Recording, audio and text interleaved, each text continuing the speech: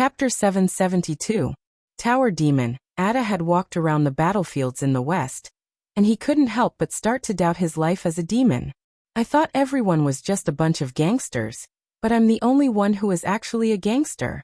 In order not to be affected by the holy presence of that angel, Tower Demon, Ada hurriedly slipped away and went to the next battleground. If I'm not wrong, only that vampire and that human boy are left, right? Tower Demon, Ada looked from afar. It noticed that the person who fought against Ms. Vampire wasn't that maid who seemed to be hiding her strength, but the young master who was protected by the maid. Ada was used to this kind of thing. The young master, who was secretly protected by his bodyguards, defeated a magical beast alone, and saw it as a growth. He would cut off the magical beast's horn or other parts to show his bravery. Ada thought that what was happening in front of him was similar to this. Although it was ridiculous for Ada to do something like this on a battlefield where life and death were at stake, it didn't make sense at all. However, since there were already so many ridiculous things, why couldn't there be one more?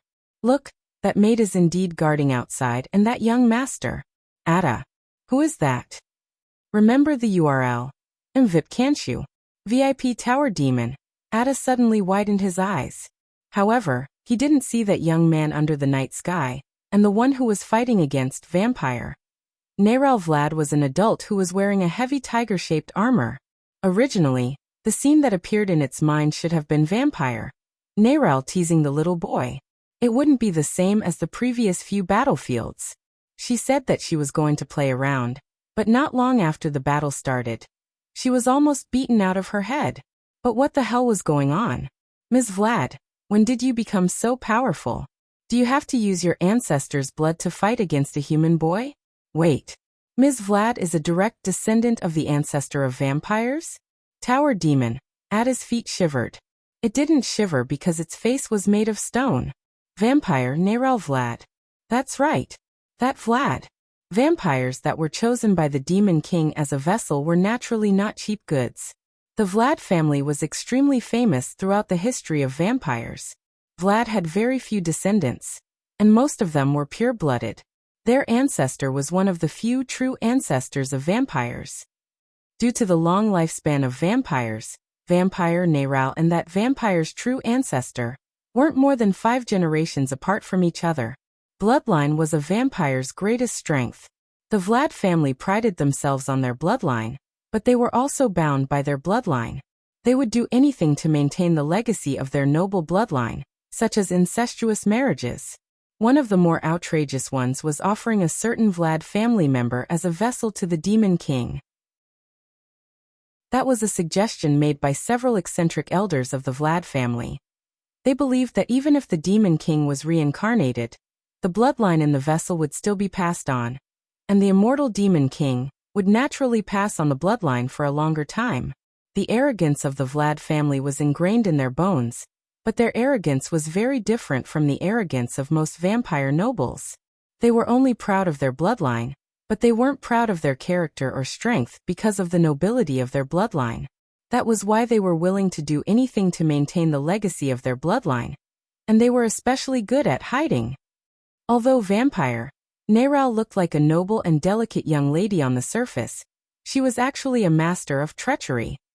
This could be seen from the fact that she was the last surviving descendant of the Vlad family, because without her, all of her hiding relatives were dead, but she survived.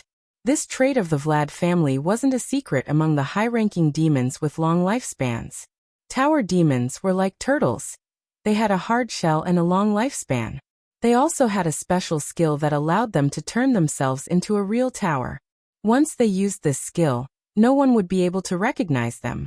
Only when the preset time was up would the Tower Demon gradually awaken and transform from a tower to a life form. Tower Demon, Ada had relied on this special skill to survive. There were many Tower Demons like him in this world, but some Tower Demons set themselves a long time to awaken, and Ada only set it to 10 years. Therefore, as a demon who was also good at hiding, Ada and Neral secretly appreciated each other, even though it was one-sided. But because of this understanding, Ada was surprised, shocked, and even frightened by Neral's bravery. Neral, what's wrong? Neral, what's wrong with you?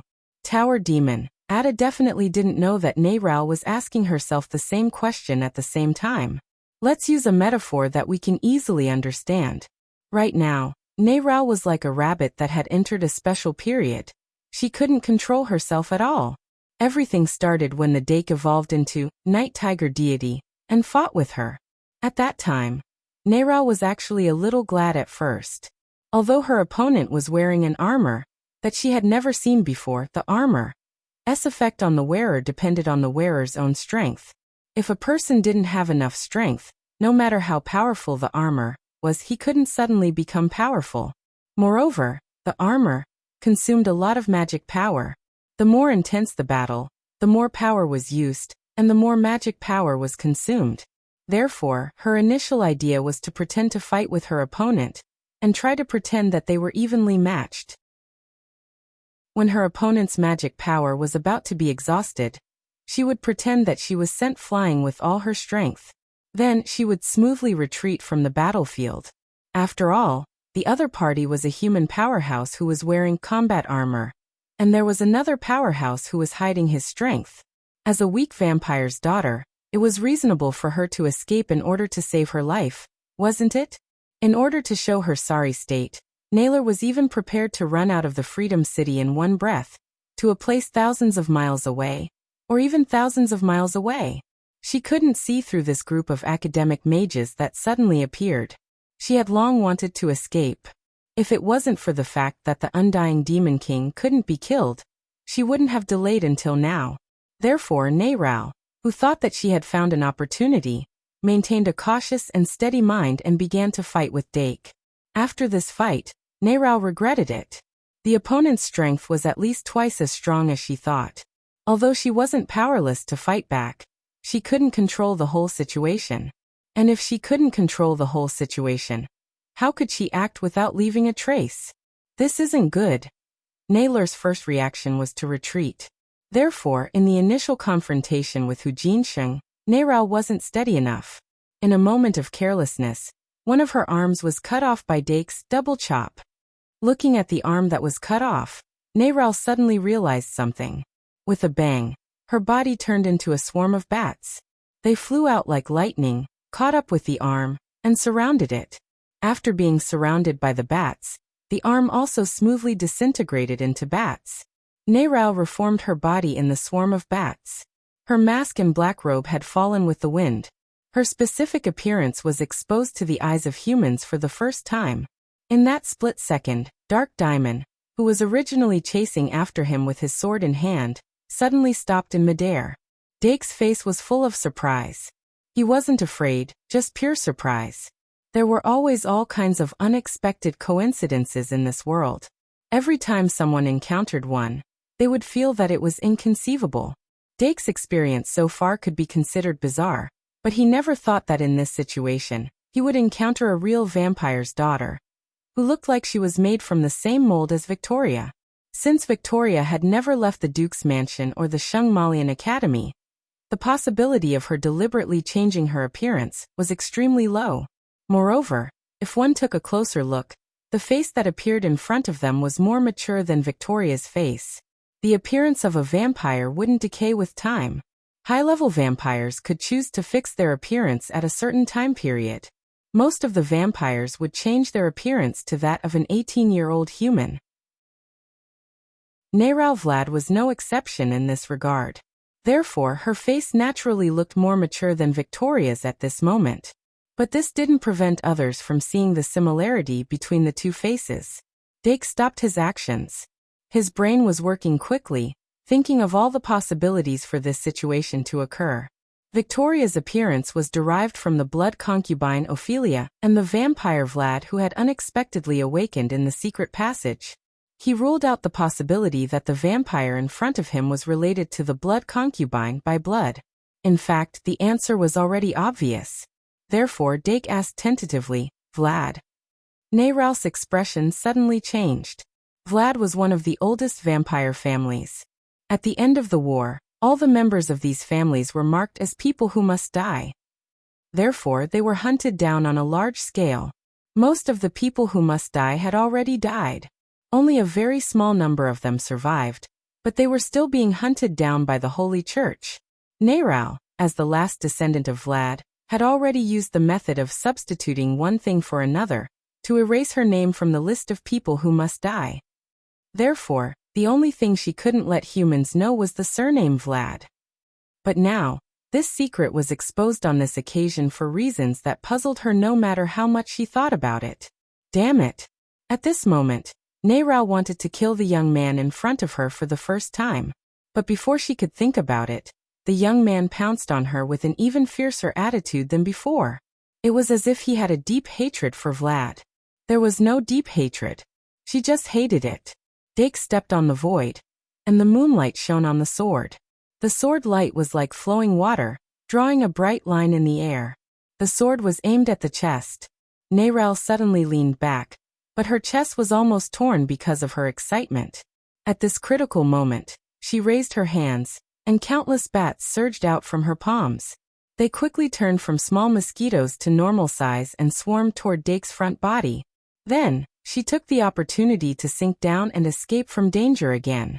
Although the Night Tiger God, which had evolved from Dake's armor, had the status of a 4th-tier monster and 3 attributes that were not inferior to 9-star and 10-star magic guide fairies, its killing moves were relatively simple. God Personality Armament was immune to most transformation-type killing moves. Moonwheel Mirror Spin was a counterattack, but it only lasted for 30 seconds. Moon Tiger God Descent could summon Moon Tiger, but it could only last for 30 seconds. Moon Tiger Roar was very powerful, but it was obviously best to be eaten with Moon Tiger. These 4 killing moves were very powerful, but it was actually a little awkward when combined. This meant that Night Tiger God did not have any small skills that could be used flexibly. In a conventional battle of attrition, Dake could only use single scabbard, and use his own swordsmanship to display his strength. But his swordsmanship was actually quite ordinary in front of a true powerhouse.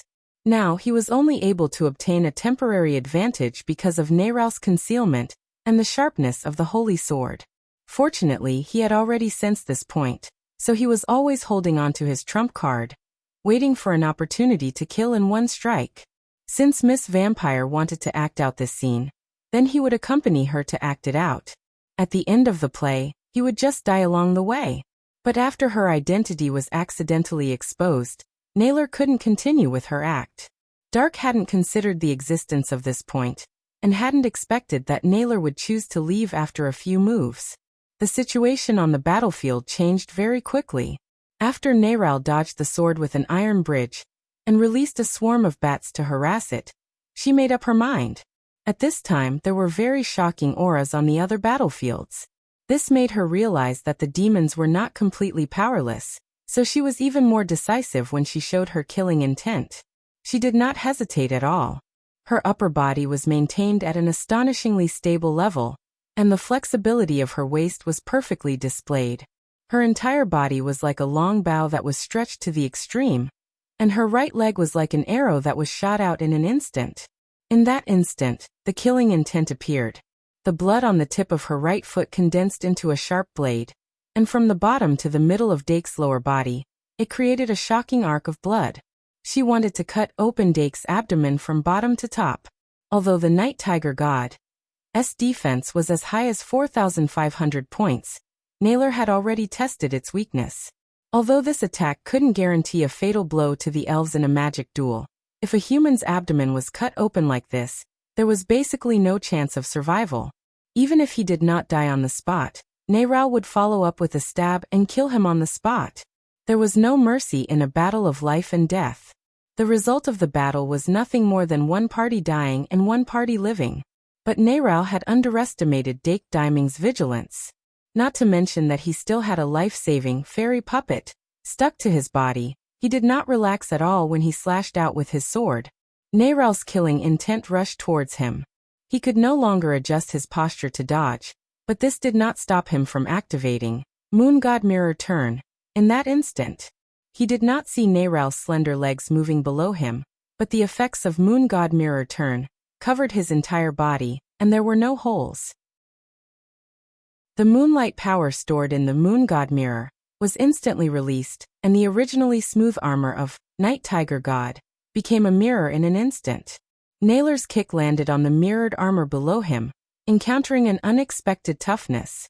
The mirror armor, which had completely blocked the power of the kick, instantly vibrated and reflected all the power of the kick. Crack. Nayral's toes bent downwards because of this, and the bones in her feet cracked. She felt a sharp pain that pierced through her heart. Her expression changed drastically at that moment, and her originally pale face became even paler. Dake Dimung, who had entered the 30-second flip period, also burst out with Sword Dance at that moment. Although his Sword Dance could only increase the basic attack by 50%, Night Tiger God's basic attack was 5,000 points. This increase caused the power of this sword to increase from 7,100 points to 9,600 points. A sword with close to 10,000 points was equivalent to the full power attack of the rock armor giant bear, after gigantized. This sword must hit. This thought quickly flashed through Dake's mind. While his lower body did not move, he changed his posture and slashed down with all his strength. Nayral's right foot was in great pain from the reflection of the mirror armor when she saw this sword slash down from above. At this moment, it almost instinctively disintegrated into countless bats again. However, the sword that was surrounded by the storm did not stop. In an instant, a large number of bats were melted by the sword. The rest of the bats scattered in confusion. Nayral's consciousness was scattered among thousands of bats, but their thoughts were completely synchronized. She saw Dake use his sword again without holding back. She immediately had a thought and controlled all the bats to pounce on him. The bats' power was scattered, so they naturally could not break through Night Tiger God's defense. However, a large number of bats quickly gathered behind Dake. Nayral's disintegrated body reformed in an instant. Then, her hands that were blooming with bloody light wrapped around Dake's neck like crab pincers. Since the instantaneous explosion could not break through the mirror armor, then she would first use soft force to clamp down. When the mirror effect disappeared, she would then twist off his head. Nayral's eyes exploded with bloody light, and her face was ferocious. Before the lower half of her body was fully formed, a bloody light overflowed from the surface of her body, turning into dozens of bloody tentacles that wrapped around Dark's limbs. Nayral had indeed found one of the flaws of the Moon God Mirror turn. However, she would never have thought that Dake had already become a hot potato after wearing the moon pendant. Under the moonlight, the effect of the moon pendant was doubled. The opposite sex that came into contact with Dake had a higher chance of being mesmerized. Nayral's spiritual power was powerful, and her bloodline had a natural resistance. However, the moonlight power that flowed through Dake's body with the Moon God Mirror turn had long been assimilated by the Moon God's version of bliss that was also pure within the Moon God's mirror.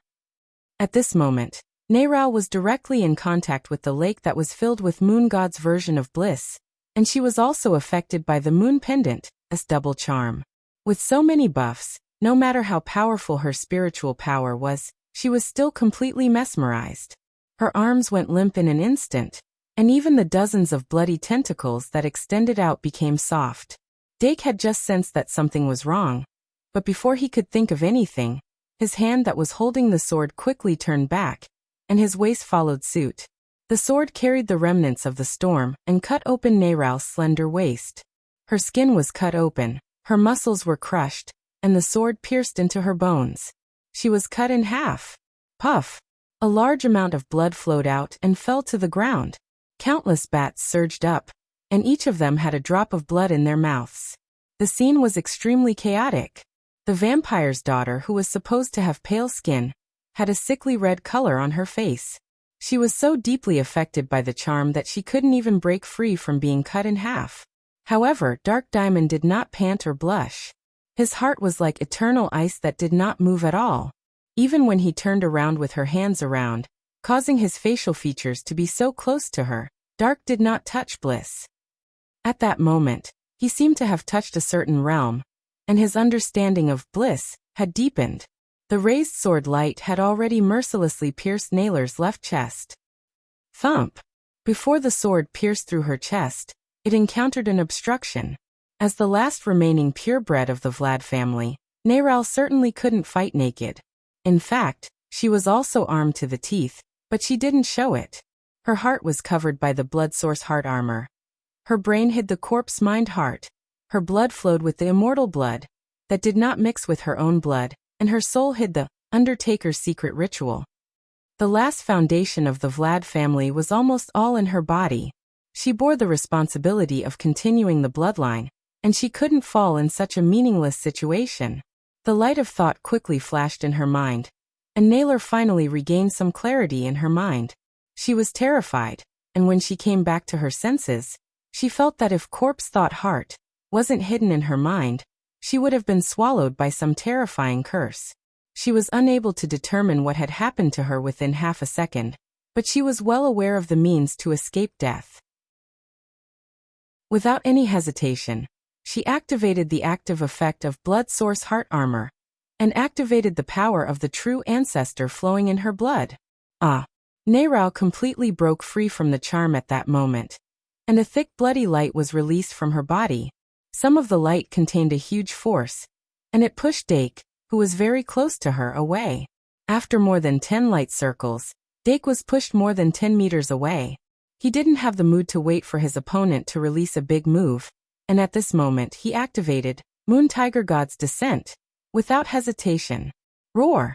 Night Tiger God's magic power instantly decreased by 1/10, and the magic power that disappeared condensed above his head.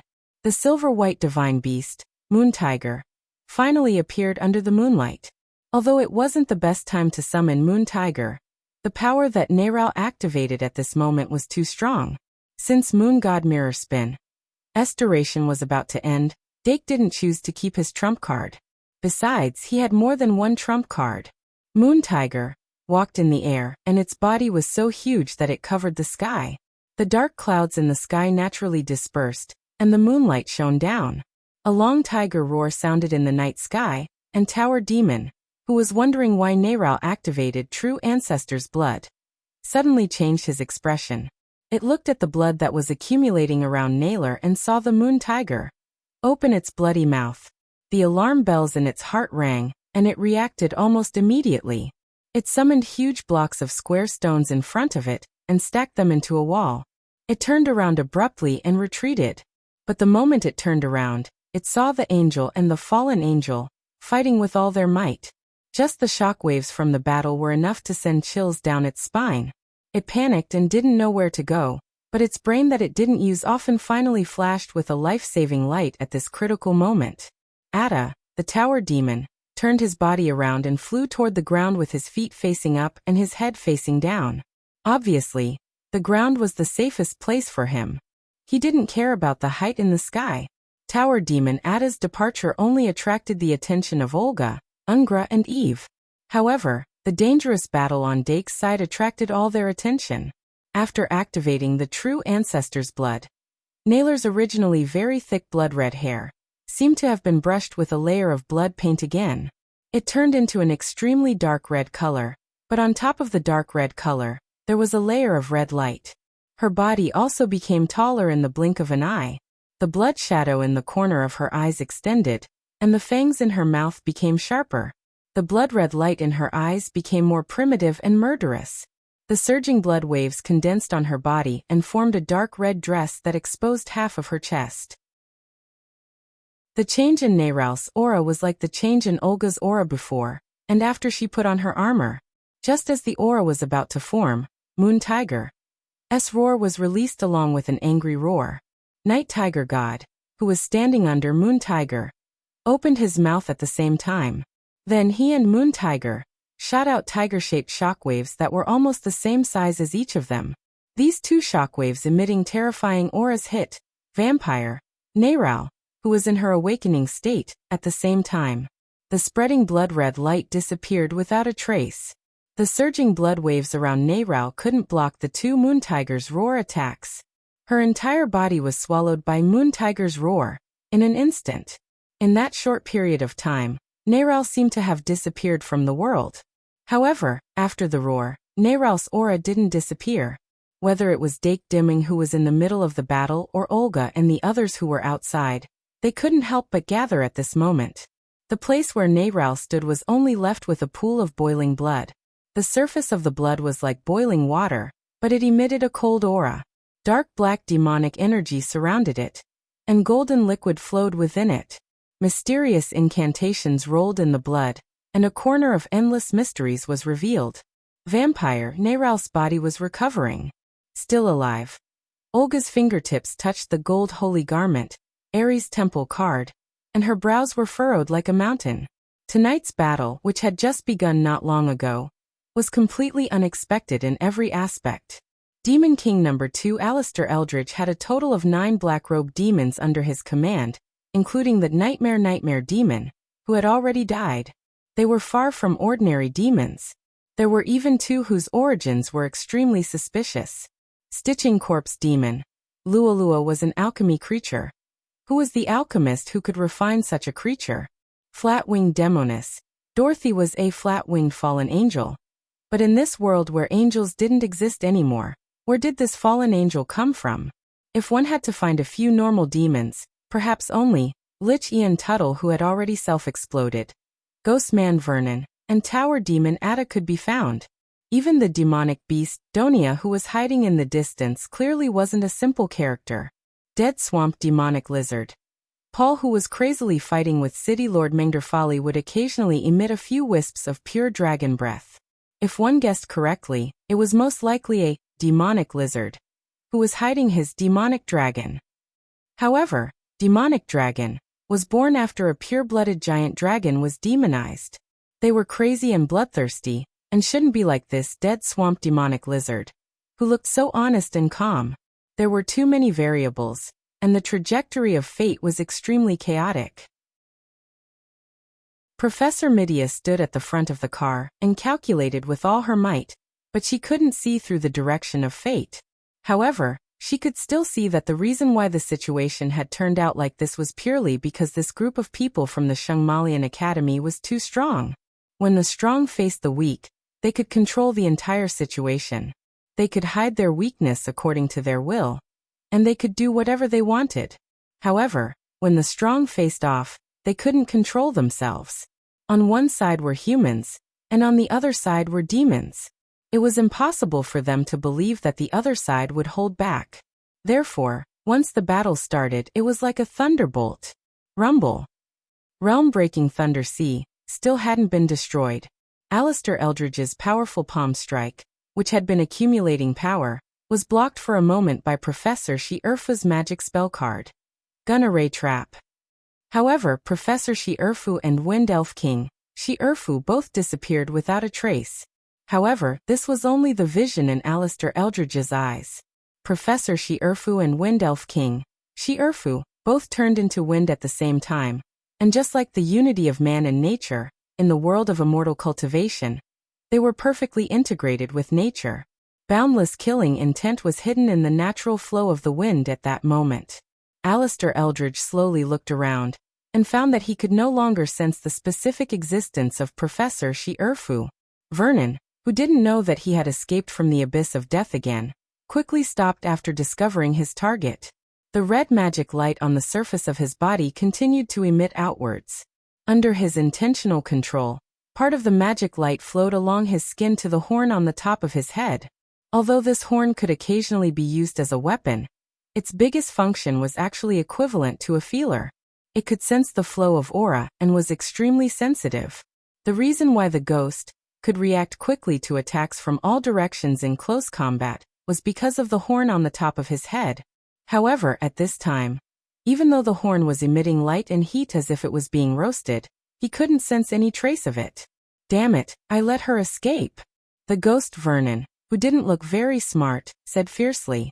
At that moment, Alistair Eldridge instantly moved above the ghost. A huge black palm was erected like a monument, almost touching the ghost's back, and fiercely chopped down from the top. Whoosh! A trace of aura leaked out in an instant. The wind instantly dissipated. The ghost, Vernon, jumped forward in horror, and turned around to look at the Demon King in confusion. Alistair Eldridge was still frowning. The eyeballs in his eye sockets were constantly changing into different shapes, and all kinds of magic of the demon race were activated. However, The aura of Professor Shi-Erfu and Wind Elf King. Shi-Erfu disappeared without a trace after that trace of aura leaked out. He pondered for a moment and said to the void, "How long can you maintain this state? 1 minute? 2 minutes? Can it be more than 3 minutes?" There was no reaction from the surroundings, only the night wind flowed naturally. Alistair Eldridge calmed down and put his palms together. The demon chi rolled, trying to stimulate the flow of aura. A moment later he released electric current from the lightning horn on his head, which quickly spread in all directions, setting up a thunder field. However, Professor Shi-Erfu and Wind Elf King, Shi-Erfu didn't appear again. Until 120 seconds later. Ghost Man Vernon's head slid down from his neck without a sound. When the distance between the upper and lower necks was more than a finger's distance away, the ghost Vernon suddenly woke up. He suddenly raised his hands and held the head that was still sliding down.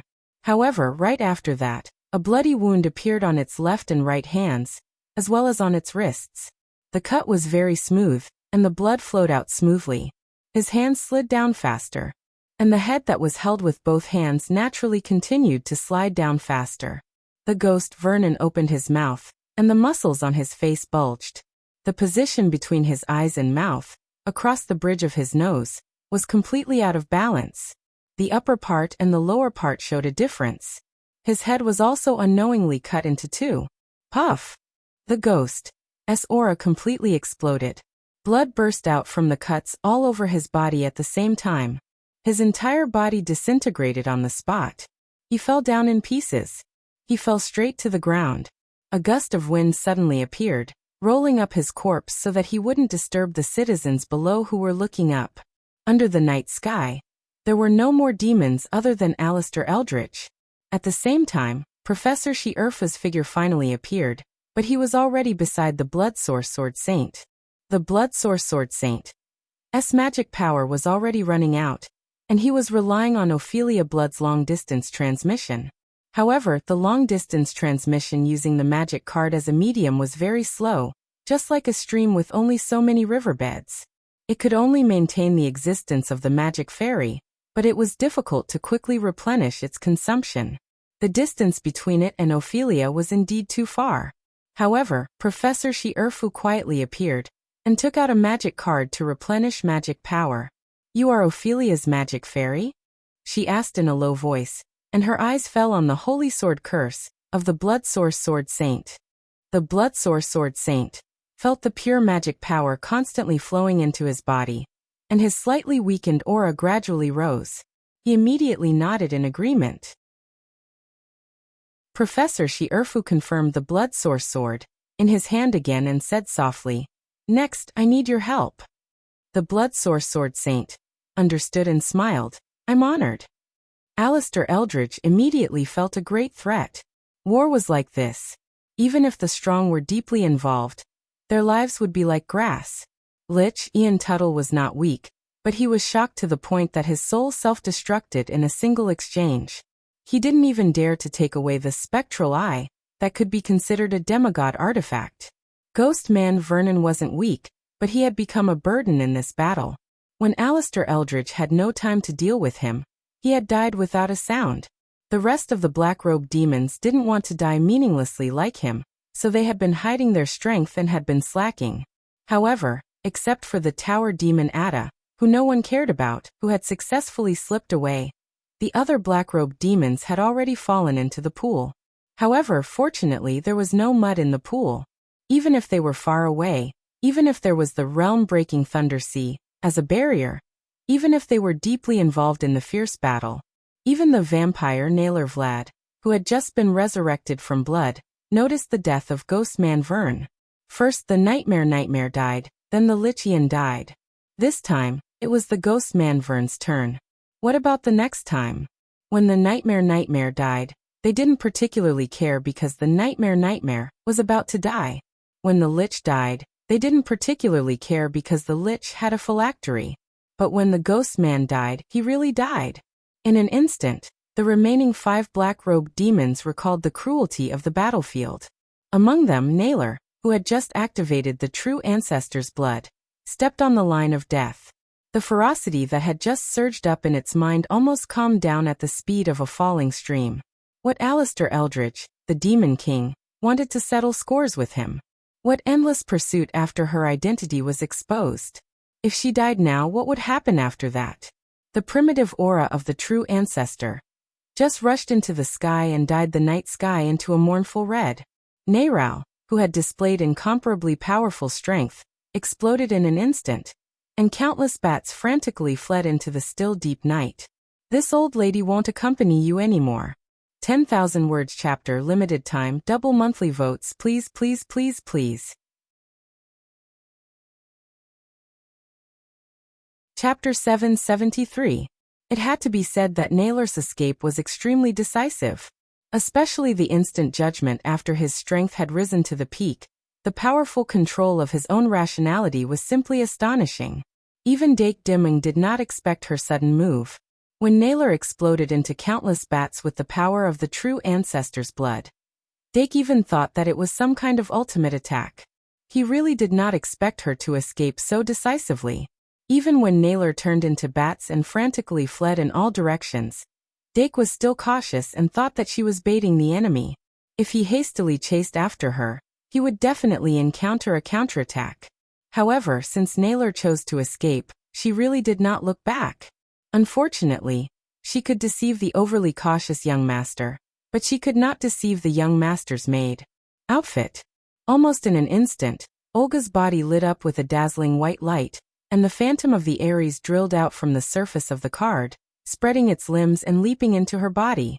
When the star chart of the Aries constellation unfolded behind her, the pure white armor stuck close to her body and quickly materialized. The golden sacred garb, Aries temple, outfit was like a battle skirt. Coupled with a long-handled war hammer, it made Olga look more like a saintess of the battlefield, instead of a support that focused on healing. Website. https://m, VIP VIP of course, every piece of the 12 Golden Saint outfits had the most basic increase in combat power.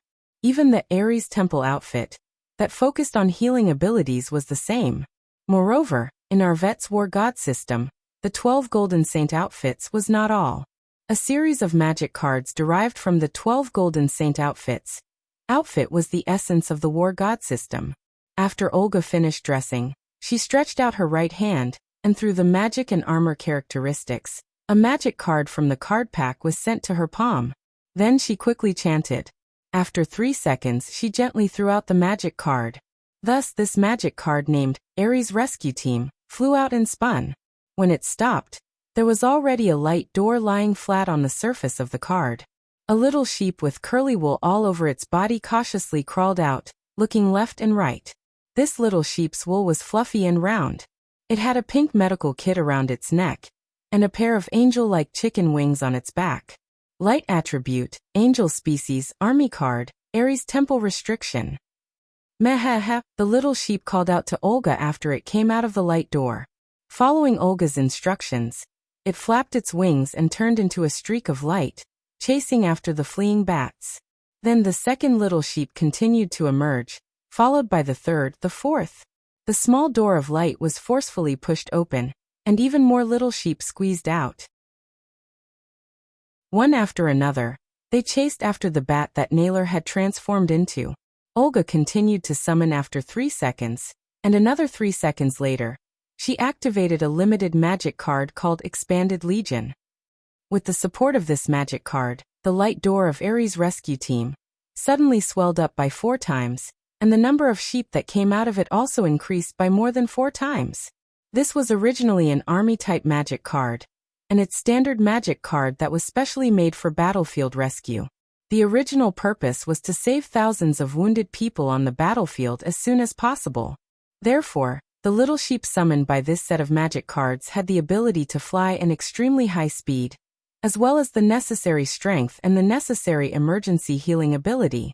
In their medical kit, there were even things like anesthetic needle and tranquilizer hidden in them. In short, it was very difficult for the first tier of magic elves to resist a single needle. The positive impact of Naylor's individual strength enhancement made the bats that she disintegrated into have powerful strength that was not inferior to the 3-star magic elves. However, they had to face the little sheep that were fast, resistant, and carried an aesthetic needle. Almost not long after, the first bat was caught, and then the little sheep rode on it and forcibly injected with anesthetic. The scene was unbearable to look at. The little sheep did not stop after anesthetizing the little bat. The wool on its body quickly grew and weaved into a rope, tying the motionless little bat on its back, as if it was a wounded person. Then it hurriedly rushed to the next wounded person. The little sheep of Aries' rescue team had basic strength, but its attack was displayed as 0. This was because they did not have any offensive ability and would definitely not harm any individual regardless of friend or foe. Of course, anesthetic did not count. However, if one were to ask whether there were more sheep or more bats, of course, there were more bats. Moreover, Ares' rescue team and expanded legion consumed a terrifying amount of magic power. Therefore, to be able to be recognized by the Ares holy armor, the magical talent was secondary. The more important thing was that the wearer had a terrifyingly large amount of magic power. Every one of the Ares temple deity armor was in existence that could be called a magic vessel. Of course, there was a limit to the magic power of a human. Olga was not a natural-born saint like Arvet. Although her magic power capacity was very shocking among humans, it was only barely up to the standard in the eyes of the Ares holy armor. However, the 5 bottles of Phoenix blood potion that she had consumed during the secret ritual had further increased her magic power capacity. In particular, her magic power recovery speed had increased by several times. Although it was still not as good as the Valkyrie, it was relatively close. The happiness of quickly recovering magic power after consuming a portion of it was something that countless spellcasters could not experience in their entire lives. After summoning Ares' rescue team and expanded legion, Olga weighed the remaining magic power in her body and took out another Ares' rescue team. Thus, the overwhelming number of little sheep chased after the little bat that had disappeared into the twilight like a cluster of fireworks that continued to disperse. However, after summoning a total of 3 Ares rescue teams, Olga stopped. She did not personally chase after the bats, nor did she use any stronger secret techniques. After activating true ancestor blood, Naylor's strength was real. Moreover, she also felt an extremely mysterious aura in Naylor's body. She was not certain that she would win. Under such circumstances, it was not worth it to chase after a vampire regardless of the current situation. She did not forget that her mission was to protect the young master. Oh, to capture number 2. However, at this time, Naylor was frantically moving through the swarm of bats to escape the pursuit of the little sheep. Once she attacked, she could easily eliminate any little sheep. Moreover, after eliminating one, she could immediately transfer to the other bats. All the items on her body were attached to her soul consciousness and would move with her. The bats would become her flesh and blood, and any bat could carry her soul. No one could catch her in such a situation, not even the Valkyrie. The bat that Naylor was attached to suddenly turned its head and gloomily looked at Olga, who was moving toward the Ares holy armor. Then, it immediately moved so that Olga could sense its gaze. From the very beginning, she had felt a familiar fragrance coming from Olga. So it was the scent of the Valkyrie. Then who was the youth that was being protected by the maid with the scent of the Valkyrie? The answer had already been revealed. Fortunately, I didn't hurt him. Otherwise, there would be no way for me to survive. Naylor rejoiced. She still remembered that one of her uncles had died when he sneaked into the Shungmalian Academy to kill the Golden Generation that had not yet revealed their strength. The Valkyrie was one of those Golden Generation members. She also had a grandfather that she worshipped very much. The vampire duke who had lived for who knows how long was personally killed by the Valkyrie. Even his ashes were scattered. She had heard from her parents that the goddess of martial arts was a natural-born saint, and the blood of the gods flowed in her veins. Even if her family completely awakened the true ancestors' blood in their bodies, they would only be as strong as the goddess of martial arts bloodline. As this thought quietly appeared, Naylor suddenly thought of a question. Which god did the Valkyrie's divine bloodline originate from? Vampire. Naylor Vlad's escape had a great impact on this war. Ghost Ian's death had shaken the black-robed demons who had never thought of fighting with their lives. Neral's escape at the last minute made them even more determined to waver. As the saying goes, the law can't punish the majority. Even if the Demon King Alistair Eldridge could escape from this war, if everyone was a deserter, he couldn't punish everyone, right? The black-robed demons still had some confidence in their usefulness. In this era where the remnants of the demon race were struggling at death's door, it was really hard to find demons with their strength. Even if the Demon King had the ability to cultivate demons, without enough resources, it would be impossible for him to succeed in 3 to 5 years. As for 3 to 5 years later, who knew what would happen in 3 to 5 years? The world changed too quickly. The recent changes in the era gave them the feeling that every year was the beginning of a new era. It was better to focus on the present. Thinking of this, demonic beast Dunia was the first to set an example. She had been hiding and was ready to escape from the battlefield. As for the demon beast she controlled, Thunder Rock? Wasn't that thing having a lot of fun with the little fairy? Then let them continue to play. After Dunia made up her mind to leave this place, she decisively severed the link between herself and the Thunder Rock. She swallowed the 100 million points of damage from the backlash of the contract, and entered the body of a translucent magical beast that looked like a clam. Then she disappeared without a trace. At that moment, Professor Lily seemed to have sensed something and glanced at the place where Dunia disappeared. However, she didn't chase after it. Instead, she chuckled and slapped the head of Thunder Rock.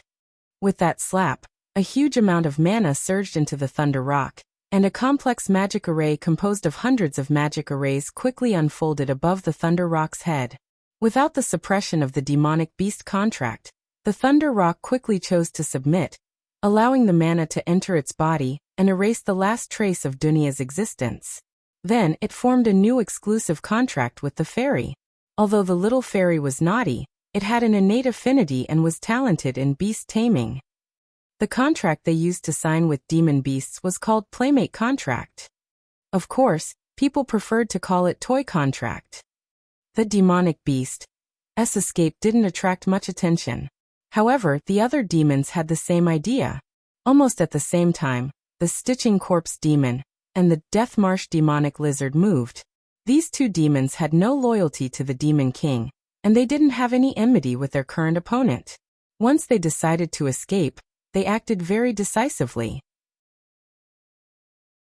The Stitching Corpse Demon instantly activated the 4 eyes that had been hidden on its chest. These 4 eyes each came from a very powerful creature, but their abilities were very similar. They were all super eyes that could freeze space. The 4 eyes opened at the same time, and even Professor Cheong-si and the Cyborg Colossus were frozen in place. The Stitching Corpse Demon didn't hesitate and broke off a transparent horn on its head, crushing it into powder and scattering it into the sky. Within the range of the powder of the transparent horn, the spatial fluctuations intensified, and the Stitching Corpse Demon's figure quickly blurred as it grinned at Professor Cheong-si. However, in the next moment, its figure became clear, and its speed was extremely fast. Professor Cheong-si took a step forward, and her figure suddenly disappeared from the back of the wyvern, as if she had teleported. When she reappeared, she was already standing behind the Stitching Corpse Demon. She didn't have the ability to fly at this moment, but there was a flat magic elf under her feet that rippled like water due to her steps. Why? The Stitching Corpse Demon immediately let out a cry. Professor Cheong-si didn't care. She opened her right hand that was equipped with a huge gauntlet and clamped down on the Stitching Corpse Demon. Then, with her left hand, she quickly took out a golden pocket watch that was extremely rare in this world. It was the size of a coin. While the Stitching Corpse Demon was in a daze, she pressed the watch into its back and pressed it close to its spine. Tick-tick.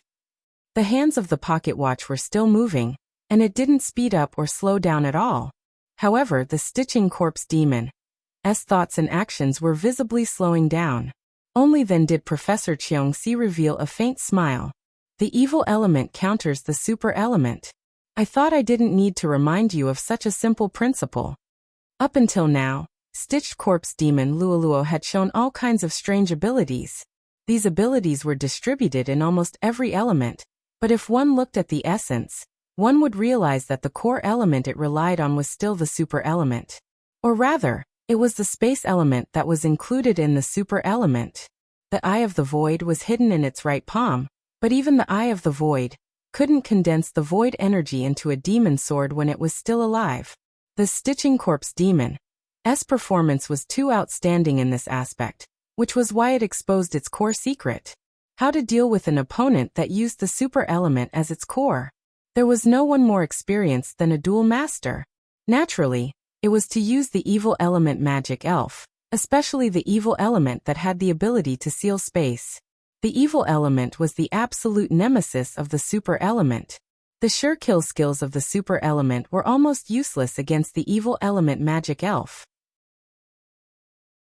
However, the evil element magic elf had many means to counter the super element. The evil ghost ray that Professor Cheongsi summoned was a combination of the ghost element and the evil element, both of which had the ability to counter the super element.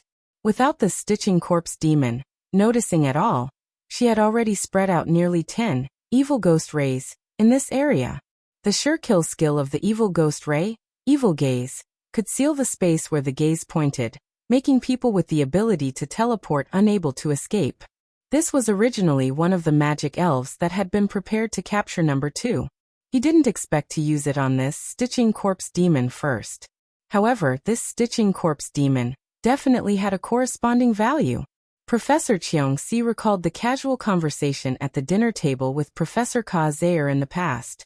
At that time, Ka Zayer had talked about a 1,000-year-old lich named Rune Ragnar. Apart from being a necromancer, Rune Ragnar was also an alchemist. It was because they shared a common language that Professor Ka Zayer was able to establish a friendship with him. And this Stitching Corpse Demon was without a doubt Rune Ragnar's creation. The golden pocket watch that Professor Cheongsi used to suppress the Stitching Corpse Demon was a birthday gift from Professor Ka Zayer. This golden pocket watch only had one use, and that was to slow down the time in the alchemy creature's body. Compared to the Stitching Corpse Demon Rollo's failure to escape, the Deathmarsh demonic lizard's escape was relatively smooth. Its hidden strength was above that of City Mistress Montier Folly, and its specialization in the ground element had a restraining effect on the fire element. Although it realized that it was suppressed in terms of attack, it also had an overwhelming advantage in terms of defense. Naturally, it was able to escape with ease. However, in order to ensure the success of its escape, it still used the cicada shedding its carapace technique. It used its clay shell to resist City Lord Mordilfali's powerful attacks, and then shed its carapace unexpectedly, turning into a streak of light as a ground element demonic dragon and escaping. It left cleanly and neatly, disappearing from sight in the blink of an eye. And because it left too quickly, it only discovered after a considerable amount of time that one of its dragon horns had been cut in half by the flaming blade that pierced through the clay shell. But lizards cut off their tails to survive, not to mention that it was only half a dragon horn. They could just grow it back. Just a little slower than the Stitching Corpse Demon and the Deathmarsh demonic lizard, the winged fallen angel Dorothy Miranda also decisively escaped. The relationship between the fallen angels and the angels was like the relationship between the dark element and the light element. But after a few minutes of fierce fighting, Dorothy discovered that Sister Ka Lian's angel species was not ordinary. It was not purely of the light element, and it was not even a pure magic guide elf. This feeling was extremely strange to Dorothy. Because she was not an archmage, she did not know much about magic guide elves. But the interaction between their auras made her understand that the young angel she was fighting should not be a simulated life that was stored in a card. Dorothy's eyes flickered. She had many doubts about her own birth, and she had always been on the path of seeking answers. Now that this young angel appeared in front of her, it gave her an extremely strange feeling. She could not help but wonder if she could obtain some clues from her body, or if she could directly find the answer. Even so, between seeking answers and survival, Dorothy still chose survival without hesitation. Seeing that the Stitching Corpse Demon and the Deathmarsh demonic lizard were about to move, she immediately raised her hand and pointed. Immediately, a black pillar of light descended from the clouds and enveloped her body.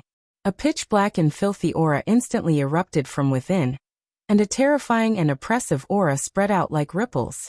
Sister Kalien's angel species suddenly frowned and formed a sword with her finger. Holy light surged out from her heart and condensed at the tip of the sword. She flapped her wings and stabbed out with her sword. In that instant, her entire body turned into a sword of light, almost immediately tearing apart the evil aura and stabbing into the black pillar of light. But what it pierced was only a piece of black feather that floated down. The flat-winged fallen angel escaped silently. Even with the young angel's sharp senses toward fallen angels, she did not notice it at all. But thinking about it carefully, the flat-winged fallen angel was not discovered when she was hiding as a flat-winged demoness. She must have an extremely special concealment technique. Sister Kalien frowned slightly and looked around with a serious expression. Compared to the others in the professor group, her raw strength was indeed weaker, so she had to be more cautious. She did not recklessly think that the flat-winged fallen angel chose to escape. With the innate hatred between fallen angels, they should have fought to the death. But in this world, there was indeed no more fallen angel's aura. However, the flat-winged fallen angel Dorothy Miranda did not really escape. She gently landed in a corner of the city. Before her toes touched the ground, black light condensed and turned into high-heeled leather boots. The black light continued to spread upward and changed her entire body. She had already turned into a sensual and intellectual woman. Black shadows were everywhere, and the human figures were leisurely. She quickly blended into the crowd and looked up at the fierce battle in the sky like an audience. At this point, all of the black-robed demons under Alistair Eldridge's command had fallen. Among them, the Nightmare slept forever in the dream and left behind the nightmare barrier. The Lich Ian Tucker self-detonated and escaped, leaving behind the spectral eye. The ghost man, Vernon Electra, did not even leave behind a corpse. Nothing was left behind. The tower demon, Ada, was too muddle-headed and temporarily escaped when no one paid attention to him. The demonic beast, Tonia Elaston, escaped unscathed, leaving behind the toy Thunder Rock. The vampire, Naylor Vlad, successfully escaped, but most of her bat form was carried back by the little sheep. The corpse-stitching demon, Rollo, failed to escape and left behind himself. The dead swamp demonic lizard, Paul, also successfully escaped, but left behind half of the demonic dragon horn. The flat-winged fallen angel, Dorothy Miranda, made a strategic retreat. When the flat-winged fallen angel disappeared, the battle under the western sky had completely subsided. The adventurers and residents on the ground could not see the details. They only felt that since the demons were gone, the humans must have won. Suddenly, a burst of cheers followed. But soon, someone pointed out that the fierce battle on the eastern battlefield was still ongoing, and the cheers gradually died down. Although no one knew that it was the Demon King who was fighting under the sky, the fear caused by the Demon King devouring magic was still in their hearts, so the people under the sky were still trying their best to escape. The priests of the Holy Church were also under great pressure to protect the people. The war was not over. Just like the demonic beast tide that was still attacking the city on both sides of the city wall. Why two sides? Because the largest wave of magical beasts in the West had already been driven back. Under this situation, Professor Stephen Harvey's undead army completely overwhelmed the demonic beasts in terms of quality and quantity. When the gap between the two sides reached a certain extent, the tens of thousands of demonic beasts became the ones being driven back instead. Countless undead chased after them and crushed them back into the depths of the vast expanse. If it was me when I was young, you would all be dead, Professor Stephen Harvey said faintly, and turned his head to look at the eastern sky. Dark clouds shrouded, thunder and lightning intertwined, but the light was even brighter. Alistair Eldridge had expected the worst before he made his move. He knew very well that in this era, he was no longer able to cover the sky with one hand. The Magus was creating a new legend. But as long as he could save or kill number one, then everything would be worth it. Even if the price he had to pay was his own death. No, death could not be called a price. The biggest price he had to pay was just being sealed again. He was the Demon King who could not die, even if it was no. 2. There was no difference in this regard. And since this was the worst outcome, What was there to be afraid of? All the men he had recruited in the past 6 months had either defected or been captured. So what? Who? Alistair Eldridge opened his mouth wide and took a deep breath. The air in the entire area gathered in his mouth, and even the dark clouds in the sky and the thunder field around him were sucked into his mouth. His body swelled into a ball because of the suction, but it quickly flattened as if he was full and quickly digested. Other than that, there were no visible changes. However, cracks had appeared around its body. Those were the traces of space being cut apart. Even though the space was restored in an instant, the space was indeed cut apart. This meant that he had created a circle of terrifying turbulence around him that was enough to tear apart space.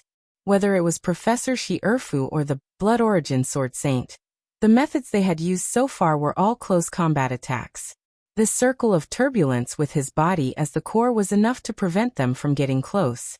Especially the Blood Holy Sword in the hands of the Blood Origin Sword Saint. Although it was not very powerful, it was a natural counter to the Demon King, so he had to be careful. Alistair's attention was completely drawn away by Professor Shi-Erfu, and he almost forgot about the existence of this little Sword Saint. But now that Professor Shi-Erfu and the Blood Origin Sword Saint had gathered together, he could not ignore them anymore. Let's kill him first. This was a choice that he had made, but he was also forced to make. Professor Shi-Erfu and the Wind Elf King, Shi-Erfu's ability to hide after turning into the wind of nature was simply too amazing. Alistair Eldridge decisively gave up on killing her, and unilaterally adopted a defensive strategy. He used the turbulence that could tear apart space to protect himself, thus ignoring her harassment and killing the others first, or directly rushing towards the carriage. He originally thought that his subordinates would be able to threaten the other party, but he did not expect that apart from the ghost man Vernon, all of his subordinates were so useless. Oh, the ghost man was also very useless. If he had to say something, it would be that the nightmare demon was somewhat useful, and it helped him by some time. Unfortunately, the best opportunity had slipped away from his hands, but in the face of the sun god's power and the power of fate, there was not much he could do. Alistair Eldridge discovered his own limitations more and more. All this time he had flaunted himself as omnipotent. But ever since he was sealed, this omnipotent became more and more like a self-proclaimed, and it was very shameful when he occasionally thought about it. His thoughts and actions were synchronized. While thinking, Alistair Eldridge took a step forward, and the distance between him and the Blood Origin Sword Saint disappeared in an instant. Before he even made a move, the turbulence around him directly crashed into the Blood Origin Sword Saint. Professor Shi-Erfu suddenly waved his hand, and a storm appeared, separating Alistair Eldridge and the Blood Origin Sword Saint to the sides. The Blood Origin Sword Saint twisted his wrist and raised his sword. Secret Sword Second Form. In an instant, a strange beast leapt out from the Holy Sword of Blood, and it coiled around the sword like the wind. While protecting the sword from being destroyed by the turbulence, it gave the sword an extremely unique and soft power. The Blood Origin Sword Saint's mind was highly concentrated, and he folded his left hand and held the sword with both hands, using all his strength to form a perfect circle in the air with the Holy Sword of Blood. The moment this circle appeared, the soft power went from the line to the surface, appearing on this circle. The power generated by the turbulence around Alistair Eldridge was continuously dissipated by this circle, but it was torn apart in just 2 seconds. The Blood Origin Sword Saint's body was pulled more than 10 meters away by the wind created by Professor Shi-Erfu. However, Alistair Eldridge had already raised his hand toward the Blood Origin Sword Saint. What opened from his palm was the Eye of the Void. The Eye of the Void was a rare demon that was extremely sensitive to space, and it could shoot out a super powerful demon light that contained the power of space. The turbulence around Alistair Eldridge was also a combination technique, created with the Eye of the Void as the foundation. At this moment, the demon light shot out, and its diameter was 3 times that of Stitching Corpse Demon Luolua's. Almost instantly, it swallowed Professor Shi-Erfu and the Blood Origin Sword Saint. However, Alistair Eldridge didn't look happy at all. A greater flash spell floated down from the sky. Professor Shi-Erfu and the Blood Origin Sword Saint appeared 100 meters away safe and sound. "I'll go break its defense," Professor Shierfu said in a low voice. Professor Sylph said in a low voice. Her figure quickly faded and disappeared again. However, this time, Wind Elf King Shierfu was still there. He stood beside the Blood Origin Sword Saint, and the wind elements in the world quickly gathered around him. An invisible airflow was created, and it spread from his body to the Blood Origin Sword Saint, and flowed around the two of them. The Blood Origin Sword Saint felt the protection of the Wind Elf King. His strength, speed, and senses all skyrocketed at an unbelievable speed. He suddenly closed his eyes and sank his consciousness into the sword heart, feeling the changes brought by the skyrocketing power in his body. The Holy Sword of Blood in his hand became more detailed and concrete as his comprehension increased. It was almost the same as the real Holy Sword of Blood. It was said that Hero Brett could use the Holy Sword spell to form any holy sword in the later stages, and it was no different from a real holy sword. The Blood Origin Sword Saint couldn't do that yet, but he was getting closer. On the other side, the three wind elves and Professor Shierfu's hair had formed a triangular formation, and the ink formed by wind elements drew a small magic array under the control of the wind elves. A translucent crown was summoned by them. Professor Sylph's figure appeared 10 meters away from Alistair Eldridge's side. She elegantly straightened her crown, then pulled out 3 magic cards from her card pack, and unfolded one of them in front of Alistair Eldridge. She pursed her lips and smiled. There was a picture of a bride's wedding dress on the magic card. However, the wedding dress was transparent and weaved by the wind. On top of its head was a thorny corolla with 6 blooming flowers. Equipment card. Windflower Wedding. Professor Shierfu reached out her hand and summoned it. Windflower Wedding activated on her body and followed her like a shadow. The crafting difficulty of this equipment card was extremely high. Not only did it require the collection of the 4 seasons of spring, summer, autumn, and winter, as well as the wind at a certain time, but it also required the protection of a real wind elf king to have a probability of success. However, it was more difficult to use it than to make it. Even an elf user of Professor Shierfu's level had to wear the Wind King crown to equip it, and it couldn't be used for more than 3 minutes. These 3 minutes were the key to victory. The moment she equipped the Windflower Wedding, Professor Shierfu disappeared again. However, she didn't hide this time. Instead, she used her speed to escape from the retina. By the time Alistair Eldridge reacted, the turbulence around him had already been torn apart. Professor Shierfu didn't have any weapons in her hands, but every wisp of wind was her weapon. Numerous gusts of wind rushed into the circle of turbulence as she passed by Alistair Eldridge. The collision between the gusts of wind caused dense spatial cracks to appear in the area in the blink of an eye. The dark cracks appeared too quickly. Although the space's self-recovery ability was still working smoothly, it still made people feel like the entire space had turned into a black hole. Professor Shierfu was about to speed up and escape. Suddenly, a beast-like roar came from the black hole. In the next moment, a black hole that was even bigger than the black hole suddenly appeared. The black hole that appeared later was like a huge mouth that swallowed the original black hole. The turbulent space completely calmed down after that moment. Alistair Eldridge, who had swallowed the black hole, slowly closed her mouth. Professor Shierfu felt suffocated for the first time in the battle. She was the Demon King after all. Wow. Professor Li's eyes lit up. She wasn't sitting on the head of the Thunder Rock, but on its beak. The Thunder Rock, with a wingspan of 30 meters, was sweating, and its pale yellow beak didn't dare to move at all. In order to ensure that the beak was absolutely stable, it didn't even dare to flap its wings to assist in flight. It could only control the wind elements to carry itself forward. Even so, they were the first to arrive at this battlefield. At this moment, the entire battlefield almost became a one-on-one battle between Professor Shierfu and Alistair Eldridge. Lily touched the Fantasy Fairy Dragon, Kitty Head, on her shoulder and quickly determined that the Fantasy Tesseract wasn't enough to trap the Demon King. She shook her head regretfully, then touched the forehead of the Fantasy Fairy Dragon and muttered, "You're useless." Meow. The Fantasy Fairy Dragon let out a grumbling cry. Professor Lily had already taken out a magic elf card. After casually summoning it, she offered it together with the fantasy fairy dragon as a sacrifice, summoning her true trump card. Didi Makesiway. F*CK. Didi Makesiway, who was wandering in the land of the fallen gods, suddenly turned its head and spat toward the west. Unfortunately, the little fairy's saliva was sweet and fragrant, and it even made a withered flower bloom again after landing on the ground. Beside Professor Lily, another little fairy with butterfly wings was standing gracefully. Didi Makesiway's butterfly wings were black and decorated with patterns. It was extremely beautiful. Its appearance and figure were no different from Didi Makesiway after it recovered its youth. Unfortunately, it didn't copy the godly thunder.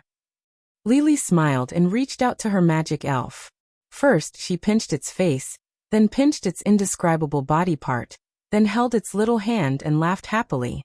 Back then, Didi agreed to let her collect materials to make this magic elf card because she wanted to preserve her youth.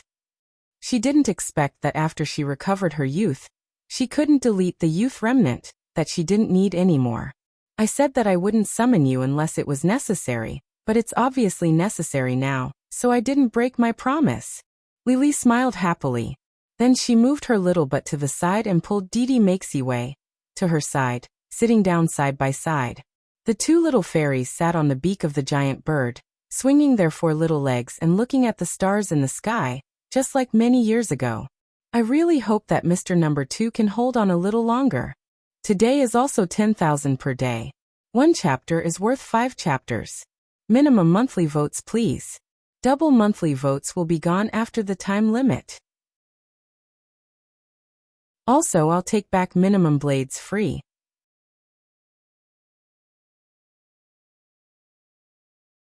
Chapter 774.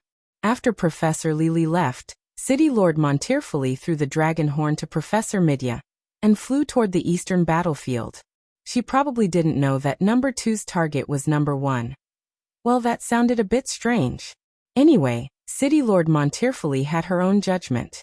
However, since no one told her that number 1 was hiding in White's body, she couldn't completely understand the truth. If she knew that Alistair Eldridge's target was White, who was in the same carriage as Aurora, then she probably wouldn't have rushed to help. After the war, most people were different. Even the Sun Warrior, who risked his life to kill the Demon King, had something he couldn't let go of. On the other side, Professor Cheongsi pressed the golden pocket watch into the back of the stitched corpse demon Luoluo, causing its thinking and movement to become extremely slow. However, this didn't mean that the threat of the stitched corpse demon was eliminated.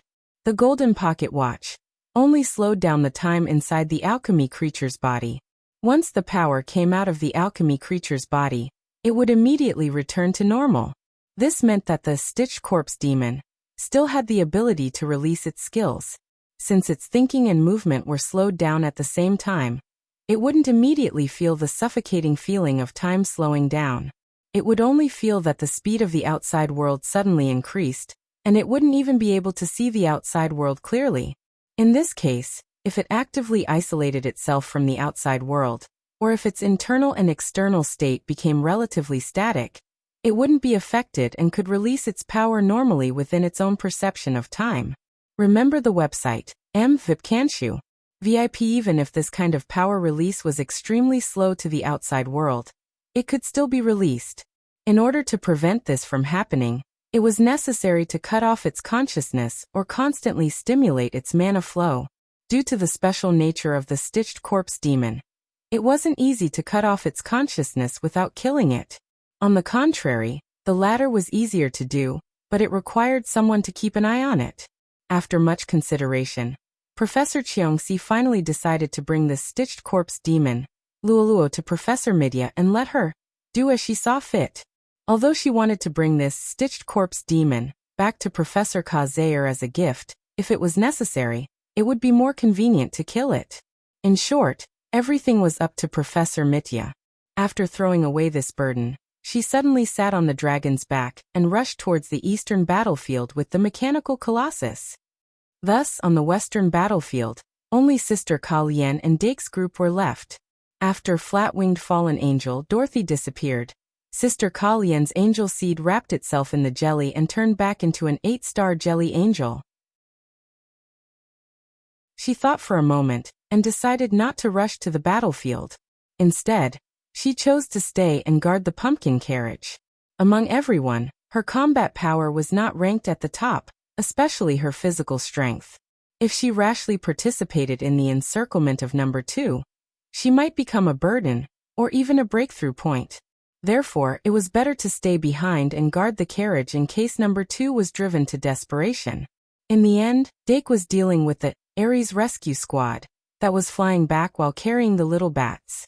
Olga had been carefully observing the situation of the little lambs, but she realized that vampire, Neral, was extremely cautious. None of the little bats showed any abnormalities. Even when the little lambs rode on their backs, they did not gather any strength to fight back. Olga had done some research on vampires and knew that the bats that came out of them could fuse into larger bats on a small scale. However, Neral didn't do that. This excessive cautiousness of only focusing on escaping made Olga unable to find any clues. There's no other way. I can only catch as many bats as I can and cook them into soup. At least I can cook something out of them. Olga muttered to herself as she summoned a room-sized pot and ordered the little lambs to throw all the bats into the pot. Of course, she couldn't start cooking or stir-frying now. This pot was actually a kind of prison. When the lid was closed, it would be an enclosed space. However, it would take some time for the little lambs to return, so she didn't rush to the eastern battlefield immediately. Olga didn't move, so of course, Dake wouldn't expose himself to unnecessary danger for no reason. He landed in front of the pumpkin carriage and calculated the remaining duration of Night Tiger God. He shook his head and ordered the Cyan Eyes baby dragon to turn into a dragon egg. He then injected Pride's energy into the egg and hatched it into a 7-star Cyan Eyes white dragon. The Cyan Eyes white dragon could summon Light Morning Hall and could also transform into a Cyan Eyes white dragon. Although it could only last for 30 seconds, it was still a great help.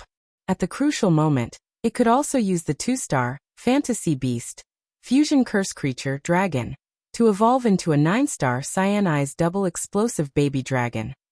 Dake looked at the back of the Cyan Eyes white dragon that was covered with green veins.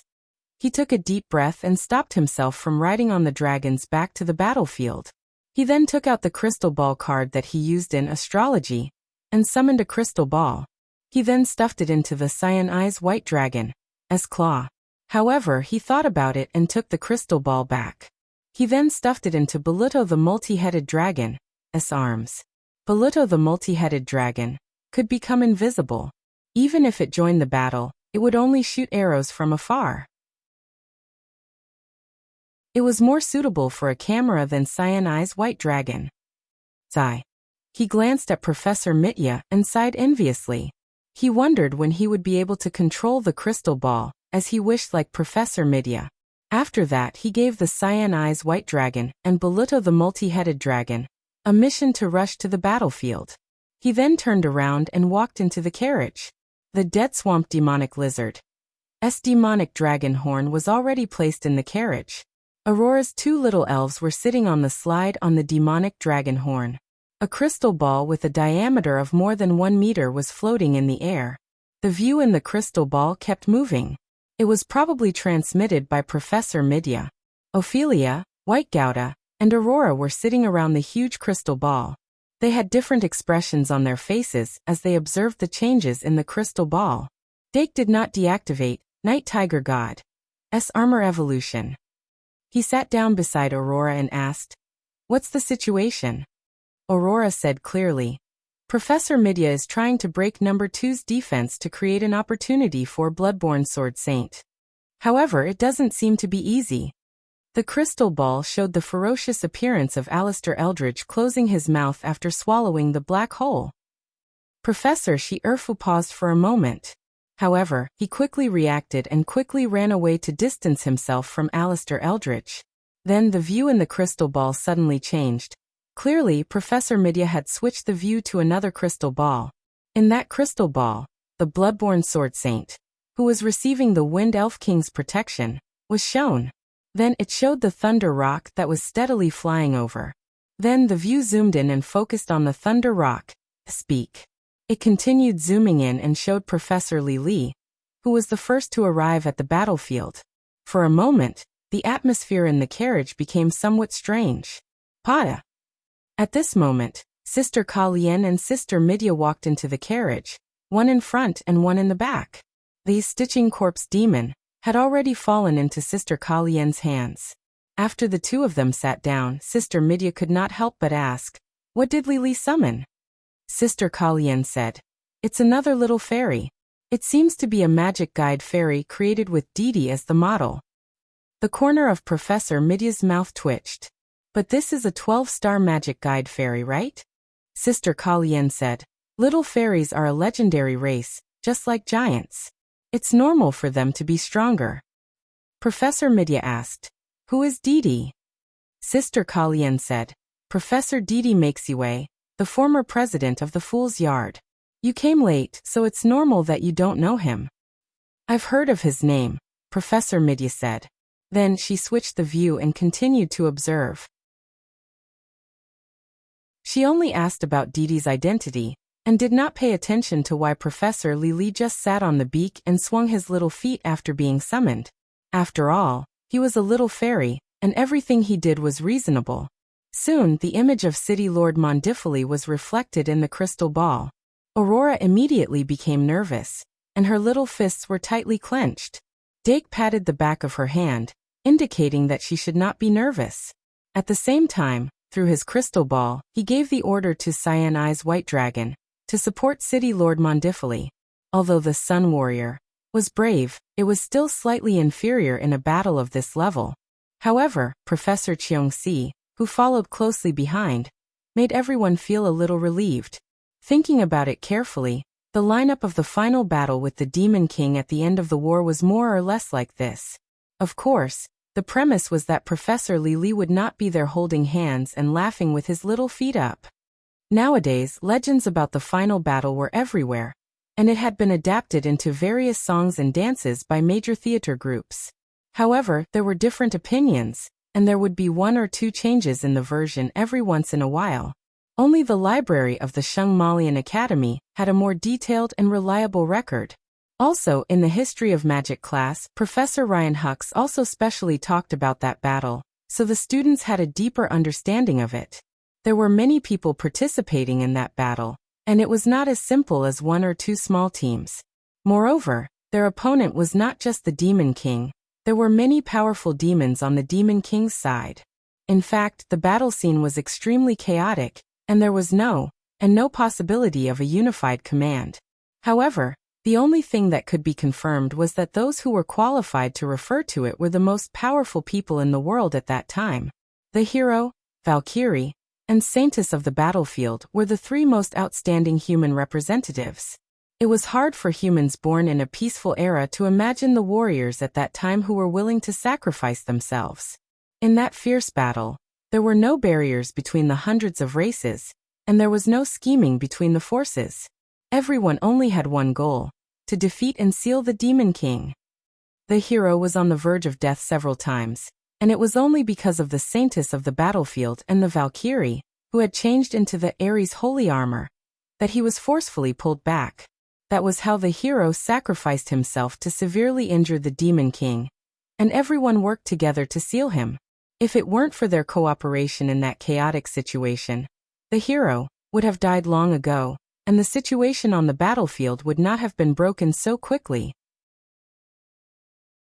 In the end, even if they could have obtained the same victory, the number of people sacrificed in that battle would have increased exponentially. No matter what, Hero Brett God's sacrifice did save many people. Compared to back then, Professor Shi Erfu, Professor Cheongsi, and Professor Li were all powerful people at that level. As the Demon King, Alistair Eldridge's strength didn't increase significantly after being sealed for more than 10 years. In fact, because he didn't have any godly items with him, his strength decreased a bit. Although there were fewer people on the human side, he was the only one left on the Demon King's side. The methods that the three professors had now were far more powerful than back then. As long as they maintained the pace and carried out the plan smoothly, they would be able to seal the Demon King again. Dake closed his eyes and connected his mana to the crystal ball, allowing him to see through the crystal ball. Watching the battle from Professor Midya's perspective was better than choosing his own perspective. According to the instructions, the Blue-Eye Subwhite Dragon chased after Castellan Mordilfully and fought side by side with her. The multi-dragon Bolito quietly flew to Professor Lily's side. While it was safe, it also tried to figure out Lily's thoughts. However, as soon as the multi-dragon Bolito appeared, it turned into a long pillow and was placed on the legs of two little fairies. It was so happy that it didn't want to go home. It raised its belly and meowed as it enjoyed the touch of the four little hands. It almost dropped Dake's crystal ball. Even so, the crystal ball could only be used to look at Lily's face. Dake's perspective became extremely narrow. He suddenly opened his eyes and chose to give up. I'll just watch Professor Midya's crystal ball with everyone else. Dake thought to himself. After Alistair Eldridge swallowed the black hole, the situation on the battlefield slowed down a bit. It seemed to be digesting something. However, Professor Shi-Erfu felt that he had to reevaluate Alistair Eldridge's power, so he stopped for a while. The two sides tacitly looked at each other from a distance for half a minute. Alistair Eldridge seemed to be doing nothing. However, Professor Shi-Erfu was waiting for reinforcements. Castellan Mordilfully came with a ferocious momentum. When she was about to approach, she began to accumulate power. The flaming sun elf combined with the sun-chasing giant's bloodline caused her entire body to ignite with high-temperature flames that soared into the sky. She almost turned into a flaming person. Naturally, the Castellan's robe that she didn't have time to change out was turned into ashes. However, there were flames surrounding her body, covering her important parts so that no light would leak out. Unfortunately, she couldn't activate the sun god's power like Aurora, nor did she gain the favor of the Fire Elf King. However, her aura still brought about a dawn-like will to this battle. Among the citizens who were looking up at the battlefield on the ground, some recognized the Castellan's fighting posture. They couldn't help but spread the word and exclaim. In the blink of an eye, large groups of people knew that the Castellan had also joined this most crucial battle after obtaining a victory. With the radiance of Castellan Mordilfully, the citizens of the City of Freedom seemed to have a backbone. Even if there were occasional omissions in political affairs, the Castellan was only the son with great leadership in battle. Her joining in represented victory in many people's hearts. Professor Shi-Erfu saw Castellan Mordilfully's reinforcements and blew out a gust of wind with a thought. That gust of wind elf's blessing drilled into Castellan Mordilfully's hair. Instantly, with the help of the wind, the fire suddenly soared. Castellan Mordilfully completely turned into a human-shaped rocket, dragging a long trail of flames as she crashed into Alistair Eldridge. Alistair Eldridge suddenly turned his head. His right hand turned into a water dragon, fiercely grabbing at Castellan Mordilfully. Boom! Steam blew out. The reverse fire attribute broke through the head of the water dragon that wrapped around the giant palm. Alistair Eldridge was forced to retreat. There were already scorch marks on his palm, and his entire arm was under great pressure. Ha! Castellan Mordilfully roared. She unleashed a furious barrage of attacks on the culprit who had indirectly caused the deaths of many of the higher-ups in the City of Freedom. Flames burned all over her body. Every punch, every elbow, and every kick was fueled by the explosion of flames. The power of the giant, the power of the flame, and the power of the storm fused together. In an extremely short period of time, she displayed explosive power that surpassed her own peak. At this moment, Alistair Eldridge actually looked like he was powerless to resist. But if one looked closely, they would find that his face was still cold. Even if his body was scorched in many places and his bones were shattered, he didn't care too much. When Castellan Mordilfully gathered all the power in her body and threw her strongest and fiercest punch at his head, he suddenly raised his head. Like a dragon sucking in water, he sucked the flames on his fist into his mouth. The flames on Castellan Mordilfully's body disappeared at a speed visible to the naked eye. Her fist also weakened in an instant. Although it still had the power to split mountains and split the earth, it was no longer a fatal threat to the Demon King in front of her. Roar! Just as Alistair Eldridge was about to counterattack, a dragon's roar suddenly sounded in the sky. A blazing white pillar of light shot out from his right. Almost at the same time, a wind blade that was as thin as a thread attacked from his left. Alistair Eldridge instantly made a judgment. The wind blade on his left was shot by Professor Shi-Erfu. It was sharp enough to break through his defense and cut off his arm. The fist that came from Castellan Mordilfoli's front had no more flames, but there was still a possibility of it seriously injuring him. Only the blazing white pillar of light on his left, although it was a light element ultimate skill, was nothing to worry about. Thus, he turned sideways to avoid the fist coming from his front. He waved his hand to bite the wind blade on his right, and used his back to take the white light on his left. Sure enough, the white light only burned his skin and damaged his flesh a little. It healed in a matter of seconds, but it didn't heal. The grayish-white destructive factor covered the surface of the wound, preventing it from healing. Alistair Eldridge suddenly felt a sense of danger in his heart. Then he was hit in the chin by Castellan Mordilfoli's quick right hook. Mordilfoli, who felt that her energy was extremely weak, didn't follow up with another attack. She retreated at an extremely fast speed. She needed some time to recover her energy. The moment she retreated, a storm swept over. Professor Shi-Erfu took over her position without any delay. Windflower Wedding raised an invisible blade and strangled Alistair Eldridge. Countless mouths suddenly appeared on Alistair Eldridge's body. One of the mouths that drilled out from his back suddenly opened its mouth and bit off the wound caused by destructive white light spray. The mouth immediately broke off its roots, and the wound on both sides began to heal quickly. Countless mouths drilled out from the front and bit toward Professor Shi-Erfu. The countless mouths opened and closed, and a fist-sized black hole appeared in the space. Windflower Wedding. Invisible blade couldn't break through. Boom. Thunder suddenly sounded above his head. A lightning pillar suddenly poured down. However, it wasn't Alistair Eldridge who attracted it. It was Professor Cheongsi's cyborg colossus, who summoned the lightning.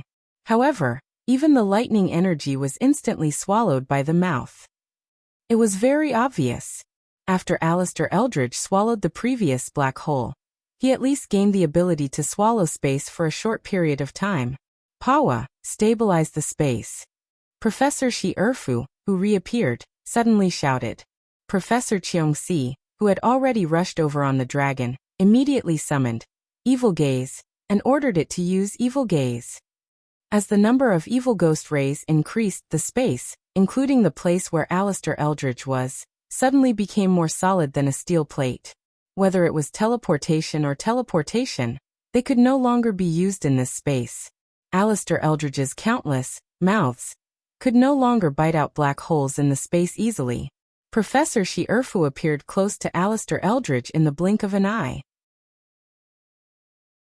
With a slight twist of his skirt, 3 invisible blades unfolded into a ring, turning it into a ferocious weapon. The 3 circles of invisible blades rotated at high speed, and the wind blades shot out. In an instant, countless mouths were severed, and the surface defense of Alistair Eldridge was cut open. They even crushed his muscles and penetrated deep into his bones, crushing the bones that they came into contact with. There was no order or advance warning. Professor Shi-Erfu's outbreak was silent. In that short second, half of Alistair Eldridge's body exposed his flesh, blood vessels, and bones. Then, blood splattered everywhere and exploded into a blood mist. The blood mist contained highly toxic poison, but Professor Shi-Erfu's body had already formed a small independent space that was completely isolated from the outside air. No matter how deadly the poison was, it couldn't penetrate it. Her eyes shone brightly, and a magic card in her arms was instantly activated. The moment Professor Cheongsi arrived, she had already entered the planning stage. In the name of Sarah Shi-Erfu, I summon Contract Shackle. A contract rune suddenly shot out from the surface of the magic card, and directly imprinted on the half of Alistair Eldridge's body that was rapidly healing. A moment ago, Alistair Eldridge still had some leeway that the situation was still under control. But now, he was completely enraged. A sense of fear suddenly surged out from the depths of his soul, and he could not help but want to suppress it, but he could not. Since the moment he went against Professor Shi-Erfu, he was completely in a state where he could not use his strength. This feeling was very bad, so he was eager to break the situation and put in a lot of effort to do so. However, the other party obviously came prepared and was very clear about his background. All of his methods were either avoided or blocked. Now that the other party suddenly exploded, he actually had a rare feeling of powerlessness. The last time he had this feeling was when he faced Hero Brett God's Holy Sword Reincarnation, or Valkyrie Vet Saint Diming's 12 Zodiac exclamations. He did not expect to experience this humiliation again after escaping from the seal for less than half a year. Alistair Eldridge's soul collapsed to the limit in an instant. The remaining half of his body was entangled by thunder, ice crystals, and rock snakes as he tried his best to resist the 3 invisible rings of Windflower Wedding. He successfully blocked Professor Shirfu's next attack, but the next moment, Contract Shackles was planted on him. Feeling the power of the Contract Shackles, a little doubt flashed in Alistair Eldridge's heart. There were thousands of types of contract-type spells, and this Contract Shackles was only one of them. The effect it had was limited, and it could only allow both parties of the contract to share the same positive or negative effects in a short period of time. This thing was originally used to save lives. It could split the effect of a 100% instant death spell into 2, so that both parties of the contract would only receive 50% of the effect. Thus, it became one of the standard methods to break instant death spells. Moreover, this contract divided the negative effects equally and calculated the true damage according to each party's resistance to the effect. As a demon lord, Alistair Eldridge's resistance to any negative effects was extremely high, and a few of them were even to the point of full immunity. Therefore, even if one wanted to use this Contract Shackles to attack him indirectly, it would be difficult to do so. Moreover, the contract was here, but where was the covenant? Alistair Eldridge realized that he did not find the covenant rune.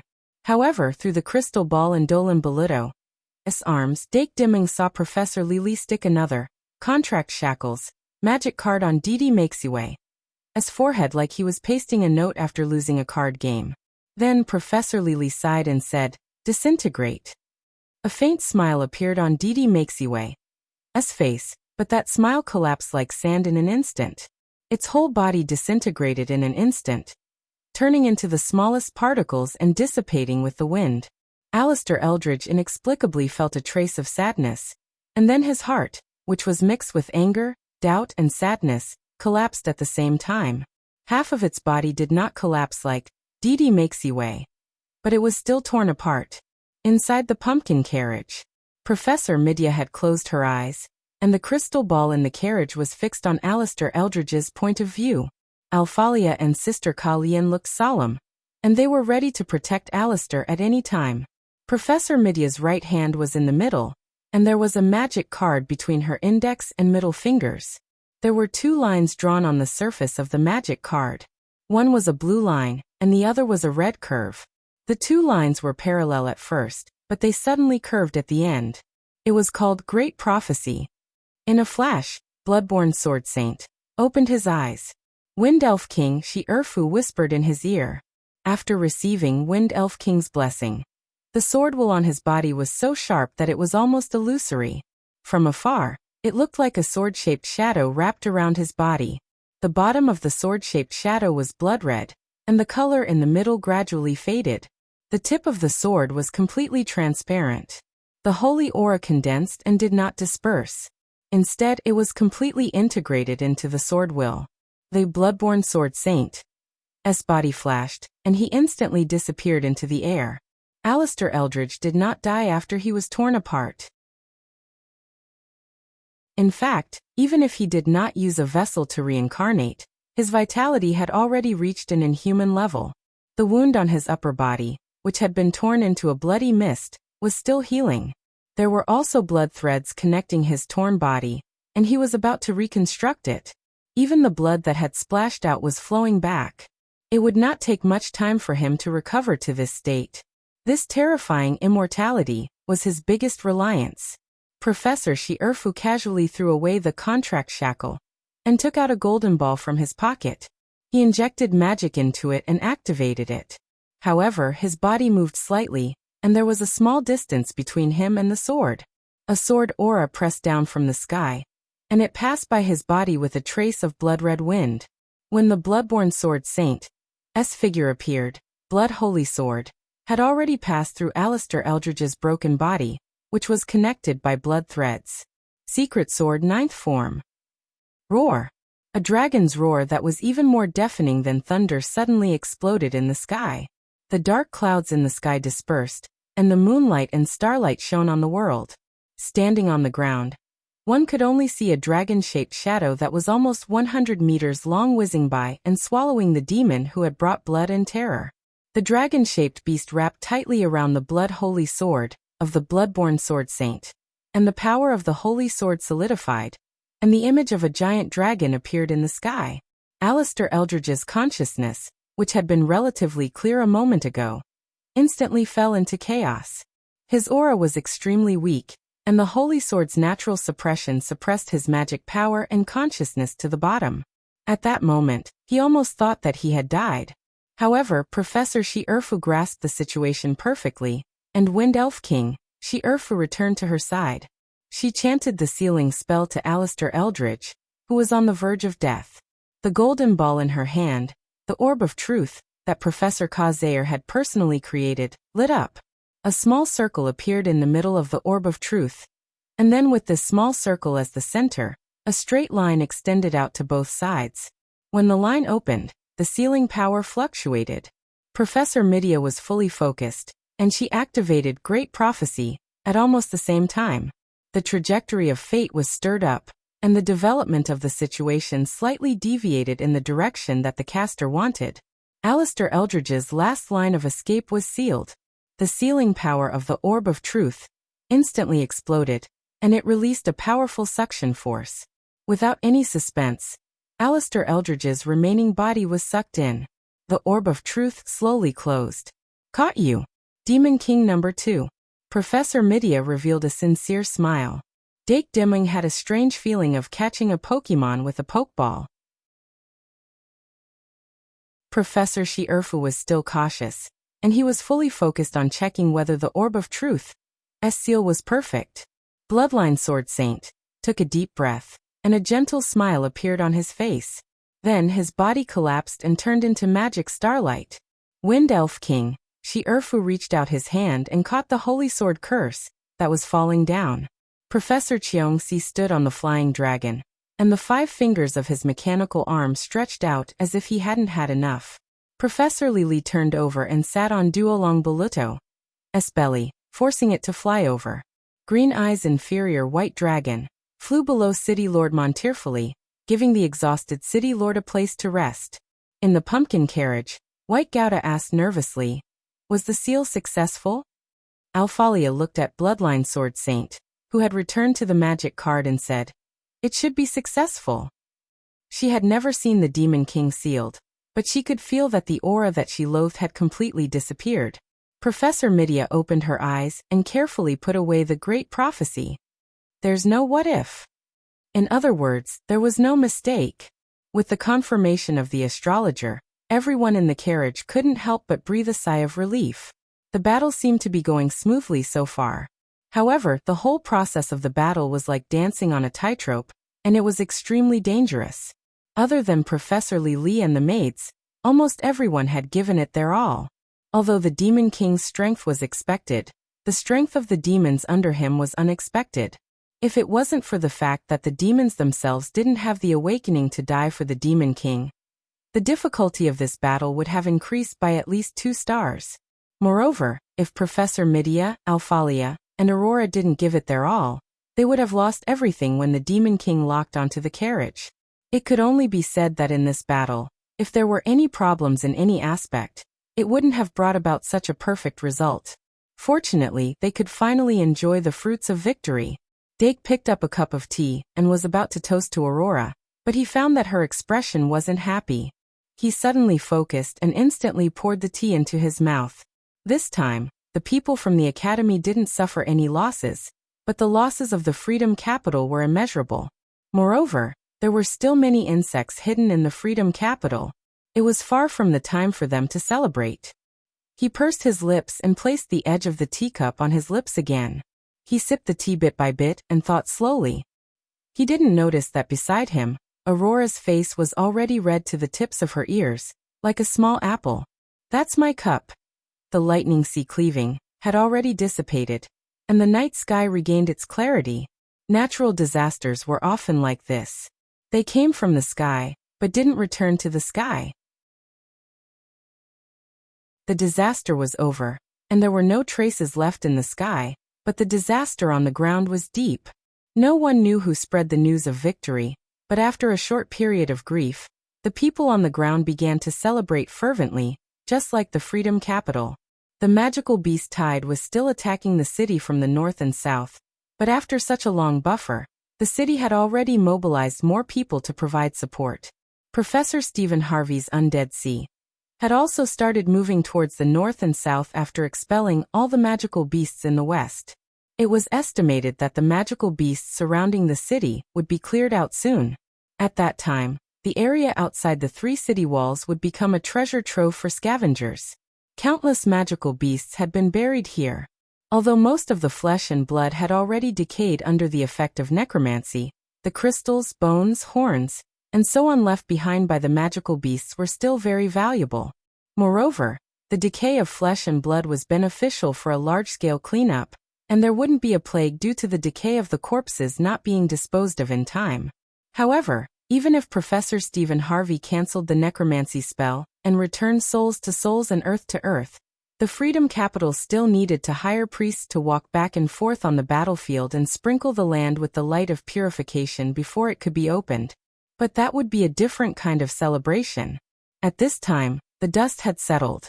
Except for Professor Stephen Harvey, who was still working hard, and Castellan Montefiore, who hurried to maintain the stability of the city, everyone else had already gotten into the pumpkin carriage. The space in the carriage could be extended to an appropriate amount, and it wouldn't be crowded because of the few people squeezing in. Everyone sat in a circle, but they were staring at the orb of truth on the table. This orb of truth had a golden shell, but it was actually a hollow shape with a transparent spherical wall inside. Now, if one looked closely, they could directly see Alistair Eldridge, who was sealed inside with the naked eye. Half of Alistair Eldridge's body had been sealed, but the surface of his body was covered with blood lines. It was obvious that he was only sealed together and hadn't healed. His body was divided into 2, and a layer of solidified blood was pasted on the broken part. Nothing else could be seen. Compared to the situation when he was sealed in the Holy Church, he was obviously more miserable now. Everyone stared at the orb of truth, and finally had the time to think about a problem that they had been thinking about before. What should they do with number 2 after catching him? Just the seal alone wasn't enough. After Bloodbell, Ophelia's experience, everyone already knew that they could bypass the seal and kill the Demon King through the container to reincarnate. Although only Bloodbell had taken this route for more than 10 years, it was inevitable that there wouldn't be a second time. Not to mention that the era after that would become more unpredictable due to the revival of the gods. Everything was hard to predict. The best, of course, was to find a way to solve this once and for all. Also, it was time to think about how to deal with Demon King number 1 in White's body. Today's chapter is also equivalent to 5 chapters of 10,000 words. Please vote. Don't let the double monthly vote time pass.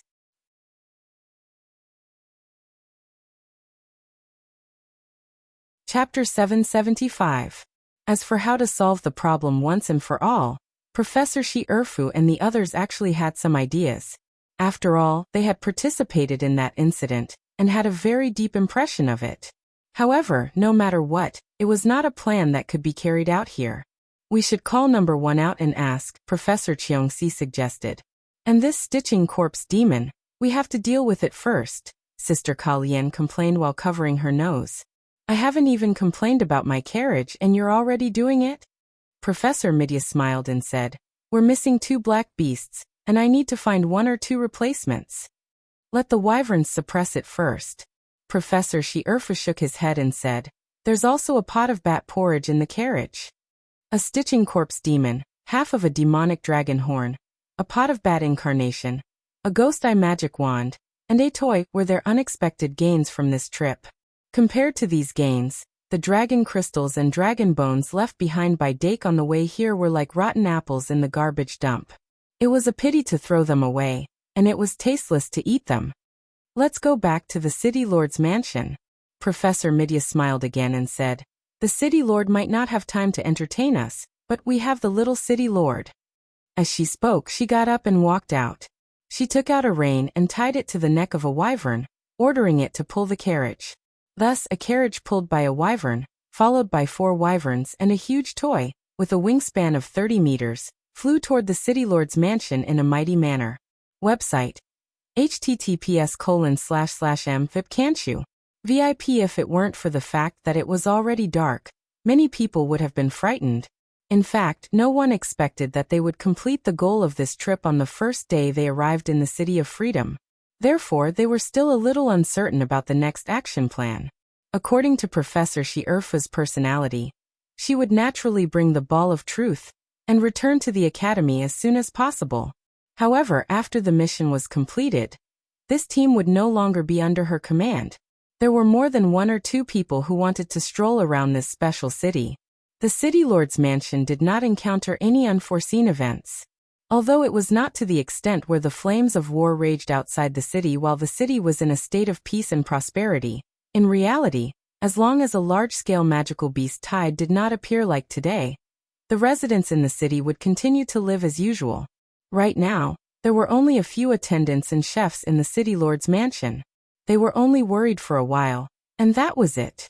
When the flying dragons landed one after another, someone quickly came to welcome them.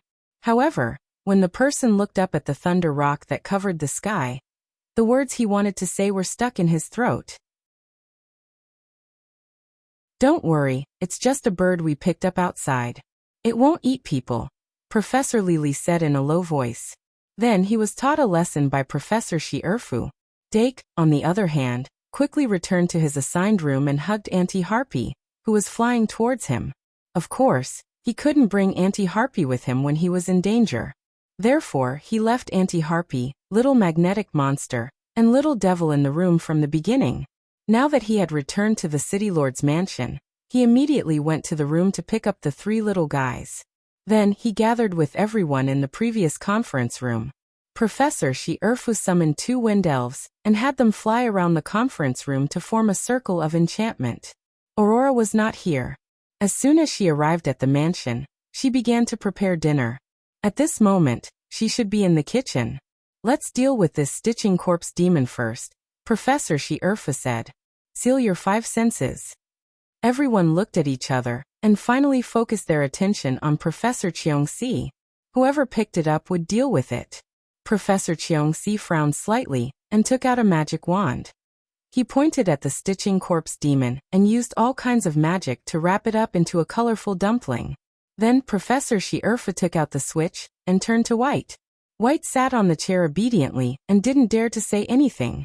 When the hat on his head turned from green to red, the second consciousness was switched out. Probably because it was used to it, the second consciousness was very calm. Also because it was night, it was difficult for it to sense the existence of number 2. It still didn't know what happened in the Freedom City tonight. It also didn't know that the last rescue it had been thinking about was locked in the poof ball, the truth orb. Professor Shirfu frowned and took out the truth orb. Holding it in his palm, he asked, "Look at what this is." "What?" "A golden kingshio." The second consciousness replied subconsciously. When it said the word ball, its whole body trembled.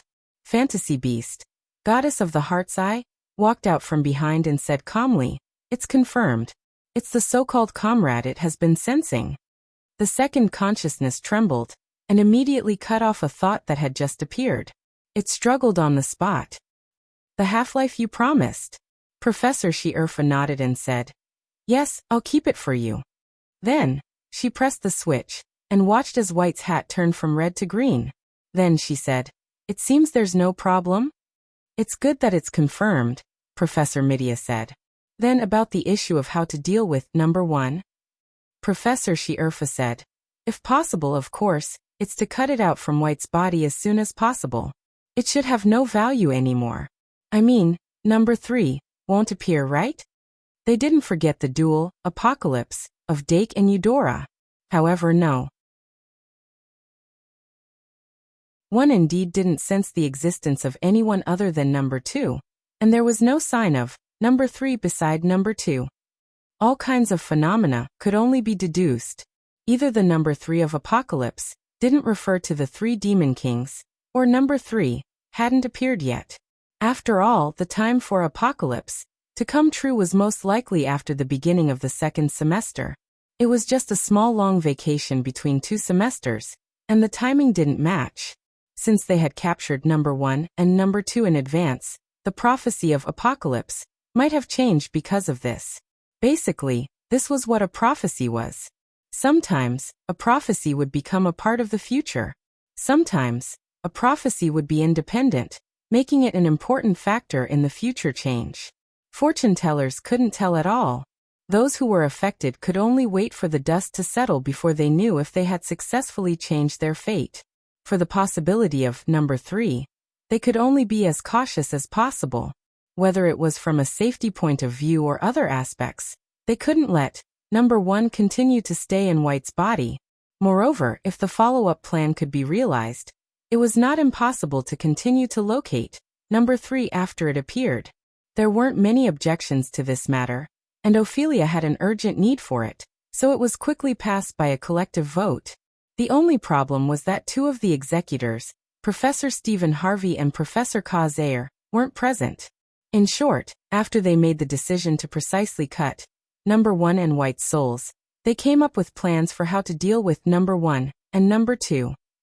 Dinner was ready, and Professor Shierfu removed the wind barrier. Everyone chatted and laughed as they ate. Laughter lingered in the air as the night deepened. Sorrow would always be healed. December 28th. Counting carefully, it had only been 2 days since the end of Christmas. Dake woke up later than little Auntie Bird.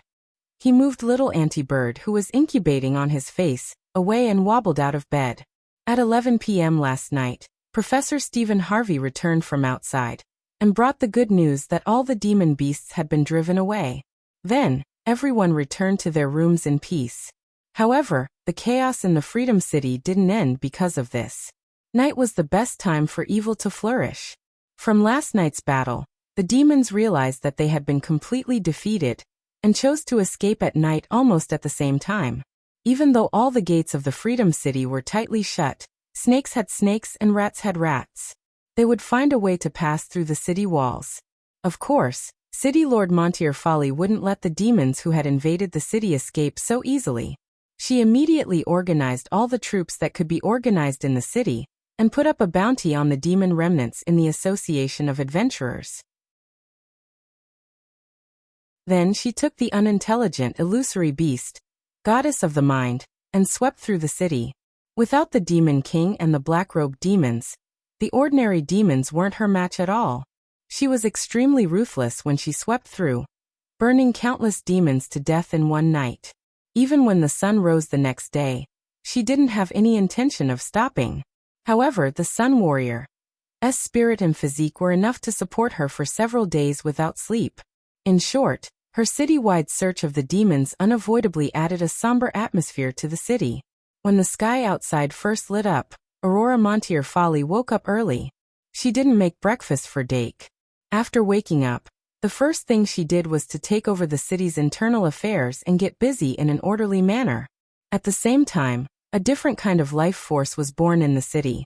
On the other side, after Dake woke up, washed up and ate, he gathered with Olga and the others and started to make bat porridge in the empty space behind the city lord's mansion. Olga set up the cauldron on the ground and summoned a fire elemental magic elf to stuff it into the cauldron. Then, she took a large amount of basic ingredients from Dark's luggage and threw them all into the cauldron filled with bats. Although Dake knew that she was cooking a magic potion, it looked more like she was cooking a big pot of rice. Coupled with her identity as the head maid of the Ares Palace, it was more like it. Not long after, black smoke started to rise from the pot. The black smoke that was more disgusting than the exhaust from a factory's chimney came out crookedly. Dake subconsciously covered his mouth and nose. Beside him, Eve, Ungra, Auntie Bird, and the little devil magic beast all did the same. However, Olga was indeed the owner of the golden cloth Aries Palace. She didn't change her expression and continued to cook. Not long after, Professor Li, who couldn't stand the smell, came knocking on the door. Then, he set up a pot on the other side not far away. Dake didn't have many basic ingredients left, and they were all F*** gone. Can you not grab a sheep's wool and pull it out? He couldn't help but roll his eyes. However, he still observed very seriously. Olga's magic potion cooking technique might not be brilliant, but her basic theory was very solid. Since she kept him guessing, Dake wasn't sure what she was making. But after thinking about it, it was probably something like, concentration is the essence.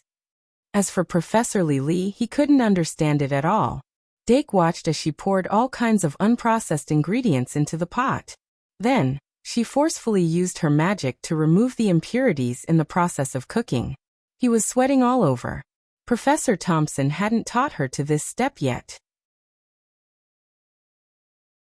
In short, she relied on her deep magic reserves and strong magic control to forcefully cook a delicate magic potion into a big pot of rice stew like Olga next door.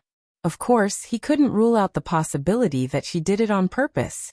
After boiling a pot of clear liquid, she started to pluck the feathers from the thunder rock. Yes, pluck the feathers. On the wings, the tail, the stomach, the back, the top of the head. Every single feather was plucked from the roots. Then one by one they were put into the pot to melt. In the end, she even took out a stone that was surrounded by electricity from the thunder rock's electric bag, and threw it into the fruit.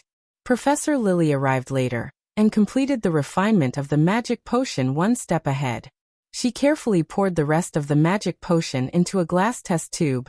Then she showed it to Dake as if she was showing it off. Dang dang dang, guess what this is? The fairy's smile was sweet. Dake said, fairy's nectar. It's the Nirvana potion, Professor Lily said with a smile. Of course, it's not the Nirvana potion that can bring the dead back to life. Watch carefully. Then, she proudly patted her chest and flapped her wings to fly into the air. She called down the thunder rock that was hovering in the sky. Accompanied by a thunderous roar, the thunder rock swooped down. Professor Lily casually threw the test tube wrapped in magic into the thunder rock's mouth. With a crack, the test tube was bitten into pieces. The Nirvana potion in the test tube must have flowed into the thunder rock's mouth. The surface of the thunder rock's body lit up with a faint light bit by bit. It folded its wings and landed on the ground that was slightly narrow compared to its huge body. Don't move, Lily ordered, and the thunder rock turned into a stone statue. If it wanted to, it could easily spit out that Nirvana potion, or use magic to dissolve it. But it couldn't. The light emitted from its body was pure white at first. Then it was mixed with some flashing lightning. After a while, blue, purple, red, all of it surged out. Its body started to become as dazzling as a neon light. Cuckoo cuckoo. Little anti-bird flapped its wings vigorously and praised its artistic performance. The thunder rock hid the hidden bitterness in the depths of its eyes. It still didn't want to move at all. The effects of the Nirvana potion took a lot longer than expected. Lily was already sitting next to Dake, eating snacks while watching Olga continue to cook the bat with him. A faint fragrance surrounded them, completely isolating them from the foul smell. After another 20 minutes, Olga lifted the lid of the giant pot and took a look. Finally, she revealed a satisfied smile that said cooking is done. The bat pot was finally out of the oven. Even so, what Olga finally took out from the pot was only enough red liquid to fill a standard test tube. This isn't considered a potion. Olga handed the test tube to Dake and said, "You can call it vampire source substance." Dake was confused. Vampire source substance, what is it? That's right. I've never heard of it. Lily agreed. Olga patiently explained. This is the name I came up with myself. Basically, it's the essence of a vampire condensed into a test tube like this. It's very similar to the core substance produced when vampires inject their blood into creatures and turn them into blood thralls, but it's also different. This vampire source substance can only be extracted from high-level vampires. It can skip the embrace step and directly turn a human into a blood thrall or blood demon. If the purity is high enough, It's not impossible to directly turn them into vampires. Dake immediately frowned. There's actually something like that? Olga nodded. Using this method to turn vampires, other than the suppression of their bloodline, they won't be controlled by vampires. Because of this, when vampires were weak, there were nobles who hunted vampires and refined this vampire source substance in order to increase their lifespan. However, the essence of low-level vampires isn't enough to refine a qualified vampire source substance. If it's piled up, the resulting vampire source substance will be very impure and can only turn living creatures into something that can't even compare to a blood thrall. Even if it's a high-level vampire, it would take half of their life to extract this substance. However, the vampire from last night had true ancestor blood. Dake had a flash of realization. So you're saying that this is the highest quality vampire source substance that can be refined in the current world? Olga smiled and said, "It's like this. Although there's a chance of death after consuming this vampire source substance, the chance of directly turning into a vampire is quite high." Dake asked curiously, "How high?" Olga said, "About 30%? Dake, "Oh, that's really high." Olga blinked and smiled. Of course, directly consuming it is only one of the ways to use the vampire source substance. In this day and age, using it as a material to refine a magical fairy is not a bad idea. Dake also smiled. Use this to refine a magical fairy? Refine another Victoria. Dake's smile gradually faded as he fell into deep thought. Just now, a flash of inspiration seemed to have appeared in his mind, but he couldn't capture it or form a clear thought. He needed some time to think. Seeing him like this, Olga didn't disturb him. Lily glanced at him before continuing to eat her snacks. Time slowly passed. After pondering for a full 15 minutes, Dake suddenly raised his head and finally had a complete train of thought. Directly consuming the vampire source substance as a medicine isn't a good idea. Using the vampire source substance as a material to refine a magical fairy is possible, but it can't be used to refine a second daughter of the vampire. But what if I use the vampire source substance as an alchemy material? Dake glanced at the little magnetic monster floating beside him as his thoughts quickly scattered. The reason he had such an idea was mainly because he had seen the stitched corpse demon Rollo. This stitched corpse demon, Rollo, was the product of the combination of necromancy and alchemy. It wasn't as rigid as a golem, and it was even more lifelike than a marionette. This was because it had reached the standard of a living creature, and was a real life, not a simulated life as described in alchemy. The stitched corpse demon Rollo's creator, Rune Ragnar, had created life. Dake recalled Professor Kazayer's introduction of the Thousand-Year Lich, and couldn't help but sigh. Rune Ragnar had written the Necromancy book when he was only 16 years old. In that book, he had sewed the soul and the body together to create an alchemy creature called the Stitched Corpse Demon. Not to mention how taboo his actions were, his talent and ability were truly unparalleled in the past 1,000 years. Back then, the Necromancy book was found in the library by the Fox Beast. It was originally used to research how to create spirit-branded retainers. Now that he thought about it, the Stitched Corpse Demon's creation method could be used in many places. If I use this vampire source substance as an alchemy material and use alchemy to create a vampire's body, can I refer to the Stitched Corpse Demon's creation method and treat the intelligent magic fairy as the soul, and sew it together with the body? Dake couldn't help but take a deep breath. He could hear his heart beating faster. What exactly were the soul and consciousness? Could a magic fairy with intelligence be seen as the combination of the soul and consciousness? Using the vampire source substance extracted from the vampire, Lerelvlad's bat incarnation as the foundation to cultivate a body, the compatibility with the vampire's daughter, Victoria, should be extremely high. In this way, after sewing the two together, the rejection reaction that would inevitably occur would be weak, and could even be adjusted to zero. Just like the stitched corpse demon Rollo, the body and soul were one, and there was no rejection reaction at all. Compared to sewing the soul and body of a natural life form into a stitched corpse demon, the degree of taboo involved in sewing a magic fairy and an artificial body was completely different. Dake's idea came from the spell cage card that could transform a magic fairy into a magic fairy. Since there was a way to transform a magic fairy into a magic fairy in this world, why couldn't there be a way to transform a magic fairy into a magic fairy? Stitched corpse demon, marionette, and normal magic fairy were all products of alchemy, and the degree of authenticity was gradually decreasing. It was unknown whether the stitched corpse demon could work, but marionette, as a type of magic fairy, could definitely be transformed into a magic fairy by the spell cage. If the stitched corpse demon was also considered a magic fairy, then it should be level 6, which was even higher than level 5 true grade. After much consideration, Dake determined that it was feasible to transform a magic fairy into a stitched corpse demon. And this vampiric source substance was the key to this research path. This time, being able to obtain a body cultivation material that was so compatible with the vampire's daughter was a great coincidence and also great luck.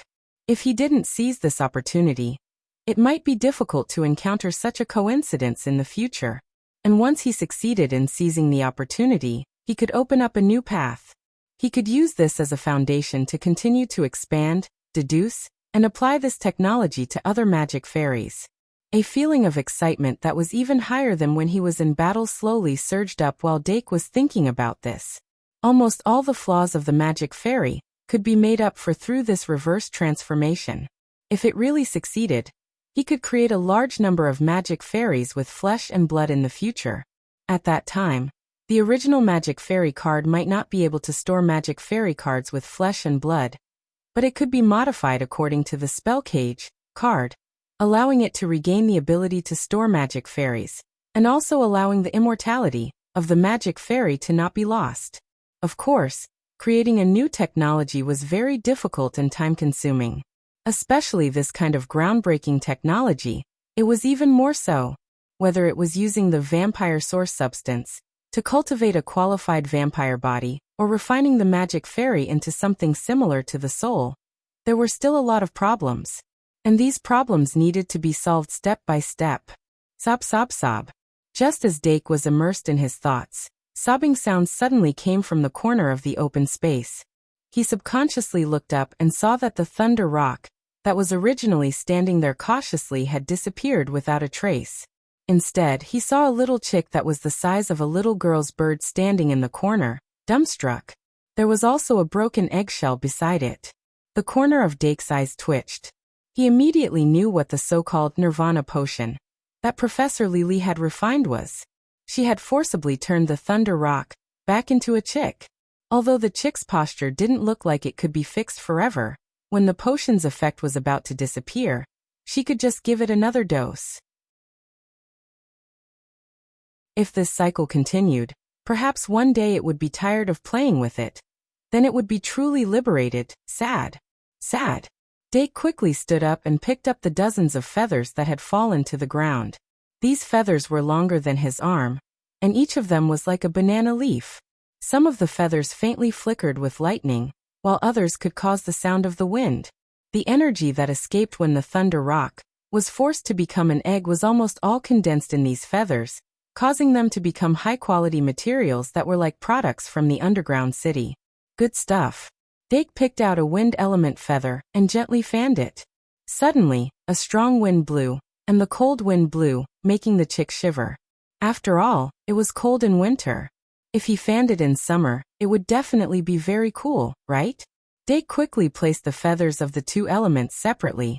Among them, there were 8 thunder element feathers and 7 wind element feathers, making a total of 15 feathers. I still need to do some processing to prevent the energy in these feathers from dissipating. He picked up the feathers and raised his head to look for Professor Lily. He saw that she had already run to the thunder rock. Yawning chick, sighed. She raised the chick that looked like it had nothing to live for and laughed loudly. Next to her, the little girl's bird had already climbed onto the little magnetic monster's body and was flying over on the UFO. It was probably the first time it had seen a chick that was similar to its size. At this time, it was also quite happy to have found a little rock friend of the same age. Dake helplessly looked down at the feathers in his hand and sighed. Only I can do it. At this point, the stitched corpse demon was temporarily sealed. The bat incarnation became the vampire source substance. The thunder rock became the chick. The demon dragon horn was sent to the castellan's warehouse, and the ghostly pupil was in the hands of Professor Shi-Erfu. Everything was handled properly. Everyone exchanged ideas with each other at noon, and then separated from each other. Professor Shi-Erfu would stay in the castellan's mansion to guard the truth orb. Professor Mitya was going to look for a replacement for the Black Beast.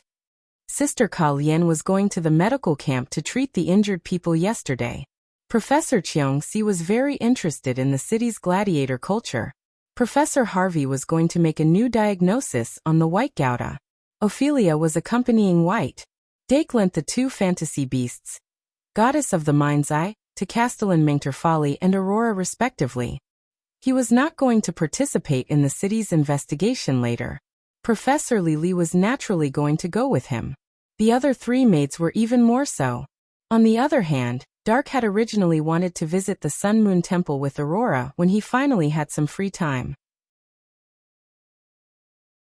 However, the Castellan and the little Castellan were very busy. He really didn't want to trouble them, so he decided to go after this period of work. Anyway, the long vacation had just begun, and there was still quite a lot of time. So after some simple thinking, he decided to relax and satisfy his adventurer's desire. After lunch, Dake put on the three-piece thermal jacket given by his mother, and went out of the Castellan's mansion. The people who went with him were Lili, Olga, Ungra, Eve, Little Devil, Little Magnetic Monster, Little Anti-Bird, and Little Thunder Chicken. Little Anti-Bird rode on Little Magnetic Monster.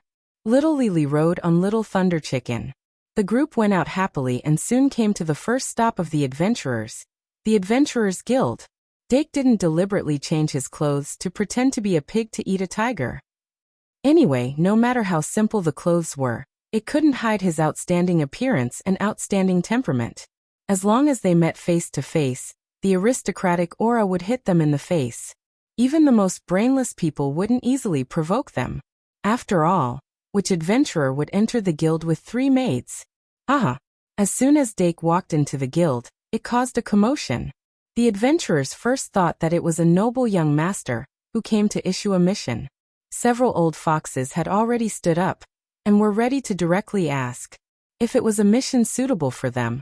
They didn't mind being good people and teaching this young master how to issue a mission in the guild. Of course, they would grab the mission as soon as it was issued. First come, first served. This was the simplest rule in the Adventurers Guild. But that was after the mission was issued.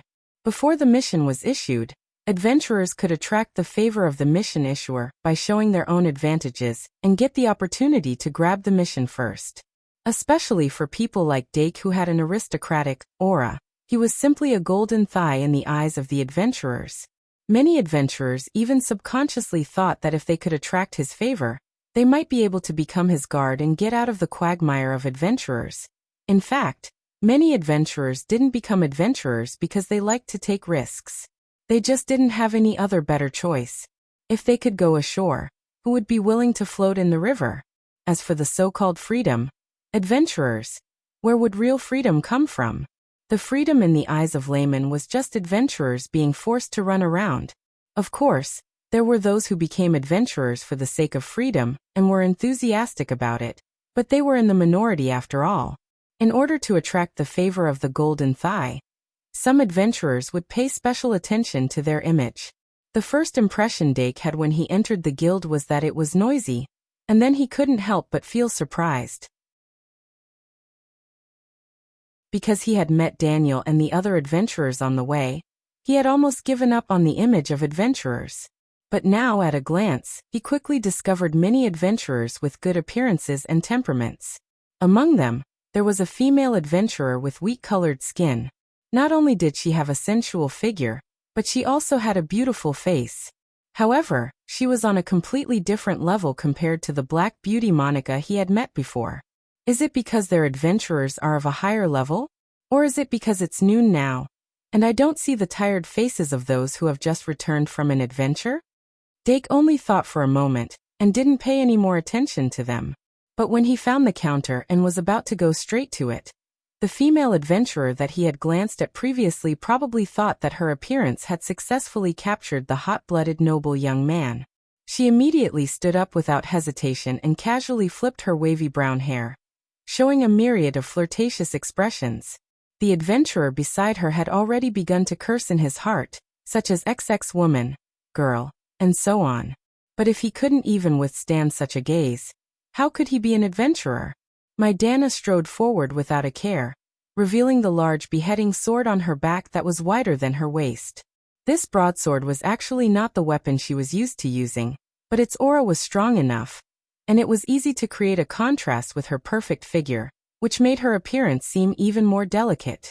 In short, one shouldn't guess the thoughts of an adventurer. And when my Dana stood up on the other side, several adventurers also stood up and greeted Dake with a smile.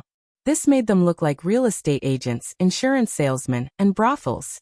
Dake blinked and moved slightly to the side, and then those people moved with him. He immediately knew that these people were coming for him. Could it be the legendary rookie killer? A thought that even he couldn't believe quickly appeared in his mind. Dake reached out and grabbed the little magnetic monsters and birds that were flying around him, pulled them behind him, and greeted them with a smile. When the two sides were only 3 meters apart, those people instantly sped up. Dark could almost see the wheat-skinned female adventurer approaching him, but he suddenly saw another yellow-haired male adventurer pass the female adventurer in a flash. The male adventurer arrived in front of Dark, and then bowed to him in a gentlemanly manner. "Hello, sir. What can I do for you?" This adventurer's hair was neatly combed, and he was wearing a small suit, showing a very standard elite image. Dake stopped and hesitated. "You're the waiter?" Lead couldn't help but be silent for half a second. But in that half a second of silence, my Dana pushed him away and said gently, "Young master, I'm B-rank adventurer my Dana. If you need anything, I can do it for you." Dark's gaze shifted downwards. "So it's B-grade? I thought you were C-rank." My Dana immediately said, "If you need, I can also be C-rank." Dake frowned slightly and continued to walk to the counter. The people who were in front of him immediately slid to the side, and their steps were very smooth, without the slightest bit of arrogance that blocked the way. He couldn't help but think that the adventurers in the Freedom City were too friendly, just a little noisy. As the adventurers introduced themselves, he finally came to the counter and asked the staff, "Excuse me, what's the procedure to register as an adventurer in this guild?" The receptionist looked at the adventurers who were shocked by Dark's words, and couldn't help but laugh. "You just need to pay some holy coins, and we'll prepare an adventurer's badge for you to record the adventurer's information. By the way, you also need to provide a name." Dake nodded slightly. As expected of the Freedom City, there were no requirements at all. He originally thought that all the adventurers around him would leave if he did this, but he didn't expect the female adventurer with wheat-colored skin to immediately say, "Young master, do you need a bodyguard? I guarantee that you'll feel at home on your first adventure." Dake was speechless. After a while he said again, "Anyway, give me an adventurer's badge first. Also, how do you go about issuing missions here?" The staff asked curiously, "Sir, do you want to issue missions?" Dake nodded and said, "Yes." In fact, ever since he entered the Adventurers Guild, the novelty of it had cooled down very quickly, and in the short walk from the door to the counter, his enthusiasm had already been exhausted. He began to think calmly about what he could get here. First, he would get an adventurer's badge, so that it would be convenient for him to travel around in the future, and also as a souvenir. Then he would understand the adventurer's mission issuing and accepting process to increase his knowledge and accumulate experience. After that, he planned to hire a few adventurers as the mission issuer after getting the adventurer's badge. He would use the afternoon to go through the process. That was basically it. As he was thinking, he moved his finger and felt the fluctuation of the underworld fire. "Oh my God, please get monthly votes. Half of the double monthly votes time has passed."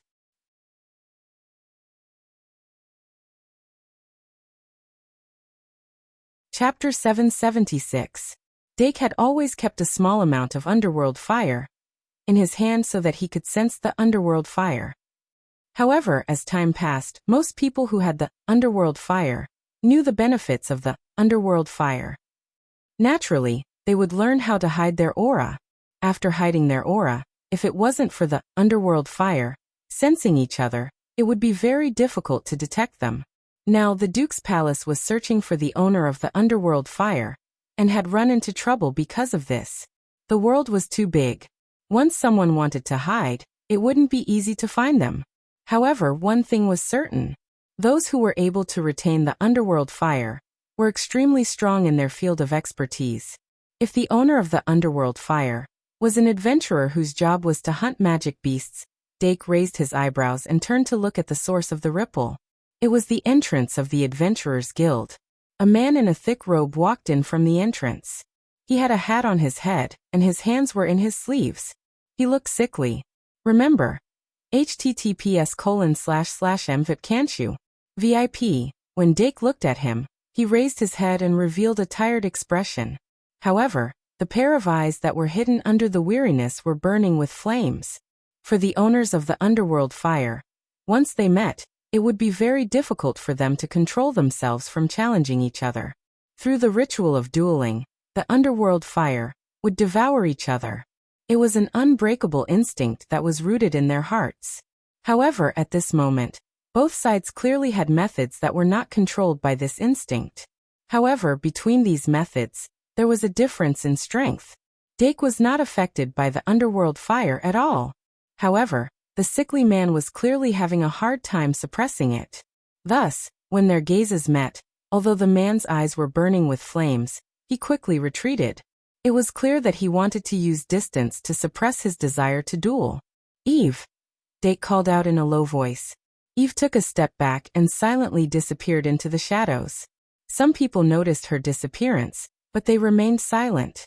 The adventurers surrounding Dake felt a chill in their hearts as they realized that they might have underestimated the status of this golden thigh. Who was the one who just entered? Dake did not notice the change in their expressions and asked directly. Mad Anna was the first to react and immediately replied, "That's Edward, an A-level adventurer who recently joined the guild." "Edward? I remember there was a master alchemist named Edward." Dake nodded slightly and asked, "Are there many A-level adventurers?" Mad Anna smiled and said, "Of course there are many in the entire kingdom. But in reality, rank A was already the top among adventurers, and it was quite rare to find one in each guild. However, our Freedom Capital Adventurer Guild is different from other small places. In just half a year, 5 or 6 have come. Edward is one of them." Dake nodded and said, "Then it seems to be quite rare. What about those above level A?" Mad Anna spread out her hands and said, "There's no one above level A. Although many famous adventurers give people the feeling that they're above level A, and many have even been given the title of legend, they're actually still level A. The level of an adventurer corresponds to the treatment they can enjoy in the guild. Level A is already the highest level of treatment, and it can't be the highest. Any higher, and you'll be the chairman of the Adventurer Guild." "I see. I thought there were level S," Dake said with a faint smile.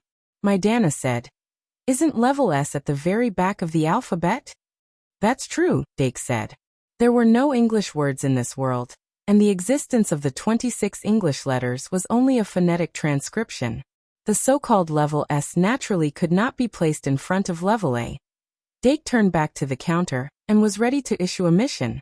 Although it seemed very strange to register as an adventurer and immediately issue a mission as a mission issuer, the adventurers had seen many strange things and did not particularly care. The adventurers around him were even happier when they saw his behavior. The male adventurer who was one step ahead of Mad Anna, Lydre, suddenly reminded, "Sir, adventurers can't accept missions issued by themselves." "Yes," Dake said, "that's a matter of course." Lydre smiled slightly and began to concentrate, preparing to snatch the mission. Many adventurers, including him, had already noticed that this golden-haired young man was not the kind of rich young master who often appeared, and simply came to experience the life of an adventurer. Moreover, this young master's mates were probably very powerful, and could be his bodyguards. But because of this, it was very safe to follow him. If this mission could be obtained, Not only could they take the opportunity to make friends with him, but they could also effortlessly earn a small sum of money. This kind of business, even if the reward was lower, would still attract people like a flock of ducks. Moreover, the beast tide had just passed, and level B adventurers like them could not go out of the city with low-level adventurers to scavenge. If they could receive such a mission to pass this period of time, it would naturally be excellent. Obviously, the others were thinking the same, and their eyes were filled with murderous intent. Snatch. Dake quickly asked about the process of issuing missions, and while waiting for the backstage to make the badge, he began to issue the mission. In less than 5 minutes, someone from the backstage brought over a freshly made adventurer's badge. The design of the badge was exactly the same, with a raised letter at the bottom left corner, and it was very intuitive to see the adventurer's level. But because it was too intuitive, adventurers rarely wore it on their chests. Dake had just registered, so naturally, he was the lowest level G adventurer. Adventurers only had a very basic requirement for combat ability to level up, and even low-level adventurers could accumulate points over the years to increase their level, thus increasing their treatment in the Adventurers Guild. Only after passing level C, from level C to level B, and then from level B to level A, would there be a strength assessment.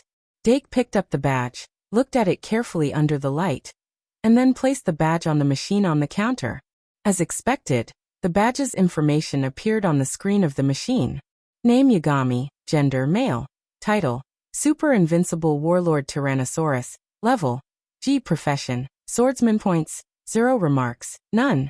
Sir, are you sure you want to use this title? The counter staff finally couldn't help but ask. Dake said excitedly, yes, I'm sure. The counter staff put on a slightly more serious expression this time. The best title for adventurers is usually one that can reflect the characteristics of their abilities. Together with the profession and remarks, it can quickly let the employer who comes to issue missions to have a relatively clear understanding of the adventurer, and it will be easier to accept missions that are compatible with their abilities. If the title is too strong, I'm afraid you will receive missions that are beyond your ability. Seeing her kindness, Dake explained, don't worry, I'm just registering a badge as a souvenir. The counter staff was stunned for a moment, then reminded him, our guild will collect 10 holy coins every month as a fee for using the badge, so if it's not necessary, Dake said, transfer the money. And so Dake Dimming, who had paid the membership fee for 100 years, began to issue missions. Because it was an impromptu idea, the mission description was a little too simple, but the general direction of the mission was very clear. It was just a small mission to capture a missing demon, the Tower Demon. The Tower Demon, Ada, was obviously the most threatening character in the group of black-robed demons. Although Dake didn't pay much attention to it, he still heard the evaluation of the Tower Demon from other people during the summation after dinner last night. Therefore, among the black-robed demons who escaped, the Tower Demon was the easiest to catch. Moreover, its characteristics were very obvious. It was tall and thin, and very easy to recognize. After the counter staff confirmed the mission content, she began to evaluate the mission level. For an A-level mission, the lowest level for the mission receiver is B level. The reward is 100,000 holy coins, 20% deposit, and the guild takes 1%. Is that okay? No problem. Dake set the reward according to the rules and paid the deposit. Thus, the mission was considered a success. However, the B-level adventurers who wanted to snatch the mission immediately froze. Just like the levels of adventurers, A-level missions were the highest missions that could be issued by the Adventurers Guild. There were no missions higher than that. Therefore, the gap between A-level and A-level was also very large. Although the B-level adventurers met the minimum requirements to accept this mission, the mission content pointed to a powerful demon that they obviously couldn't deal with alone. Dake clearly wrote in the mission that the Tower Demon, Ada, was one of the demons who fought in the sky last night. This immediately made them re-evaluate the mission. The mission was valuable, but the value of their lives was even higher. Adventurers wouldn't joke about their lives. This mission obviously requires teamwork, Leader muttered. At least 3 A-level adventurers are needed to lead the team to have a chance of completing it. If this tower demon is as powerful as the last demon from last night, even if the whole guild works together, I'm afraid it won't be enough. After saying that, he looked at the mission reward column again, and couldn't help but swallow his saliva. The total reward was 10 million holy coins, distributed according to one's performance. Even if it was just providing information about the location of the tower demon, there would be a corresponding reward. Is it best to treat this as an intelligence-gathering mission? If we don't come into contact with the demon directly, we can reduce the risk. Madana quickly thought about it. Then, after a proper assessment of her own abilities, she confirmed the feasibility of this mission. I'll accept it. She was the first to accept the mission. Following closely behind, the B-rank adventurers also took up the challenge. Of course, the main reason was that this mission didn't have a limit on the number of people, and there was no punishment. It was fine if they didn't accept the mission. After accepting the mission, these adventurers no longer clung to this golden thigh, and went out to search for the tower demon. Let's go. Dake waved his hand and left the Adventurers Guild. He didn't take Single Cloud with him. Placing a bounty on the tower demon was a sudden idea. He originally wanted to issue a mission to suppress the demon, but because of the sudden appearance of the underworld fire, he changed his mind. After confirming that no one was following them, they turned into a small path and quickly walked forward for a while. Then they came to a quiet and empty alley. Eve came out from the shadows in the corner, and made a gesture to Dake and the others. Then she quickly dived and jumped between the shadows at a fast speed. Dake put a flying spell on himself and quickly caught up with her by flying at a low altitude. Olga and Ungra were extremely fast even if they were walking. Only Professor Li, who was sitting on the Thunder Chick, flew a little slower. However, the person who was possessed by the underworld fire didn't go far, and they quickly caught up with him. Eve had been hiding in the shadows and didn't give that person a chance to fight. When Dake and the others arrived, she returned behind Dake and came out from Dake's shadow. At this moment, the adventurer named Edward obviously understood that he couldn't run away. He turned around and sighed slightly. Without hesitation, he activated the dual domain. Almost in an instant, a cluster of gray flame rushed out from Edward's forehead. The flame was more than a meter tall and was extremely vigorous. No one knew how much power it had absorbed. Then the man stomped his foot and a ring of flame spread from the tip of his foot. In an instant it formed a huge circle and surrounded Dake Dimung. Edward's eyes were wide open, and his whole body emitted a nearly transparent flame. His originally sickly and thin face gradually became plump in the flame until it was full of meat. Although I don't know who you are, since I've made the first move, then say goodbye to the flame in your body. In an almost angry roar, Edward's muscles bulged layer by layer, and his body was like an iron tower. This person's dual domain was obviously a fighting type. Dake raised his hand, and the underworld fire that was like a candle slowly came out from his palm. Instead, he smiled at the man and said, "How should I address you?" Edward's pupils shrank and he was shocked. "How can you keep such a weak flame until now? No, wait, who are you?" Dake immediately cupped his fist and said, "I'm Yagami, nicknamed the super invincible war god Tyrannosaurus." Edward's eyes twitched. Although he knew that the other party was using a fake name, he still showed some fighting spirit and said his adventurer name. "Edward, nicknamed the bloody human butcher. Since we've met, don't blame me for being merciless. My duel rules are unlimited bare-handed fighting until the opponent surrenders or loses consciousness. When two enemies meet on a narrow path, the brave will win." "I understand." Dake shook his head and said, "Although it's unlimited, it's actually limited to bare-handed fighting. This is very disadvantageous for people who are good at using weapons and magic professions." Edward narrowed his eyes and said, "But it doesn't restrict the use of magic to strengthen oneself. Moreover, it doesn't restrict the use of the equipment card and the armed card. Do you know about the equipment card and the armed card? Those aren't exclusive to magicians." As he spoke, he actually took out 2 magic cards from his shirt and carefully chanted a normal summoning spell on the spot. Although he was very slow in using the usual summoning spell, Dake was still shocked. After Edward successfully cast the usual summoning spell with what he thought was fast, he activated the magic cards and stuck them on his body. Instantly, a light armor appeared on his body. Then he looked at Dake's shocked face and said with a smile, "How is it? Are you scared? If you surrender, you won't have to suffer. And since your flame is so weak, I'm sure you don't have many memories and powers related to it. Even if you lose them, it won't be a big deal."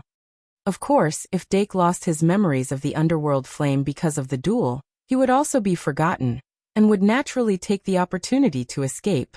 Dake knew that he was stalling for time, but he didn't care. "Hurry up, I'll wait for you." Edward's expression froze, and the ominous feeling in his heart grew stronger.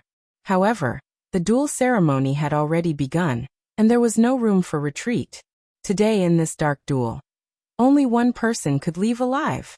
After he finally completed the second summoning spell, he stuck the second magic card on his lower body, and changed into a pair of leather boots and a pair of leather pants. Dake thought that he could at least summon a leg armor that could be a complete set with the light armor on his upper body, but he didn't. "Is it over? Then it's my turn." After saying that, Dake reached out his hand, and the moon god's soul eye automatically flew out from the card bag and landed between his two fingers. "In the name of Dake Dimming, I summon the moon god's soul eye. The gathered prayers shall become a new silver moon. Become a shining silver moon, armed evolution moon god."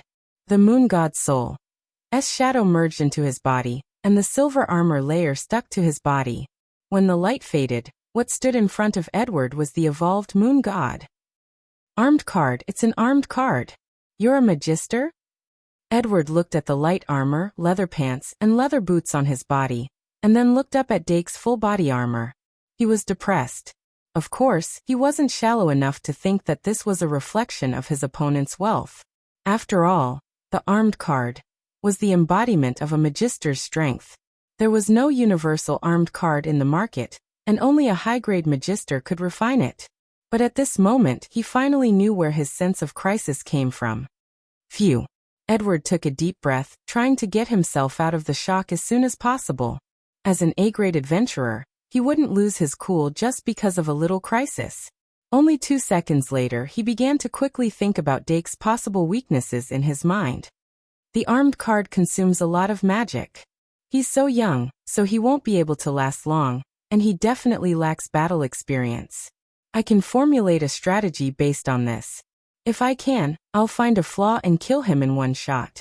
If not, I'll try to drag it out and wait for his magic to run out. In short, I'll test him first. Therefore, this test revealed a problem.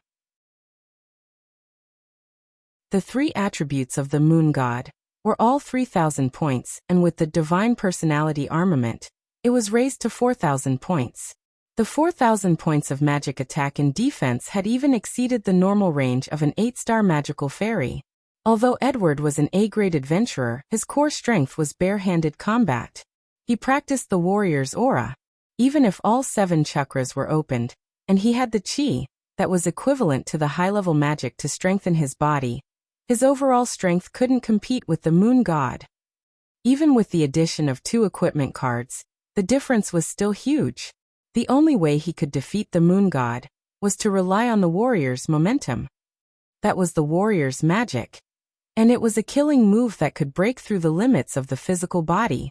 Edward's momentum was the momentum of the fierce tiger, which could help him break through the limits of his physical body in a short time. However, Dake wasn't a newbie who knew nothing about warriors. He had even opened 3 chakras, and the 4th was about to open.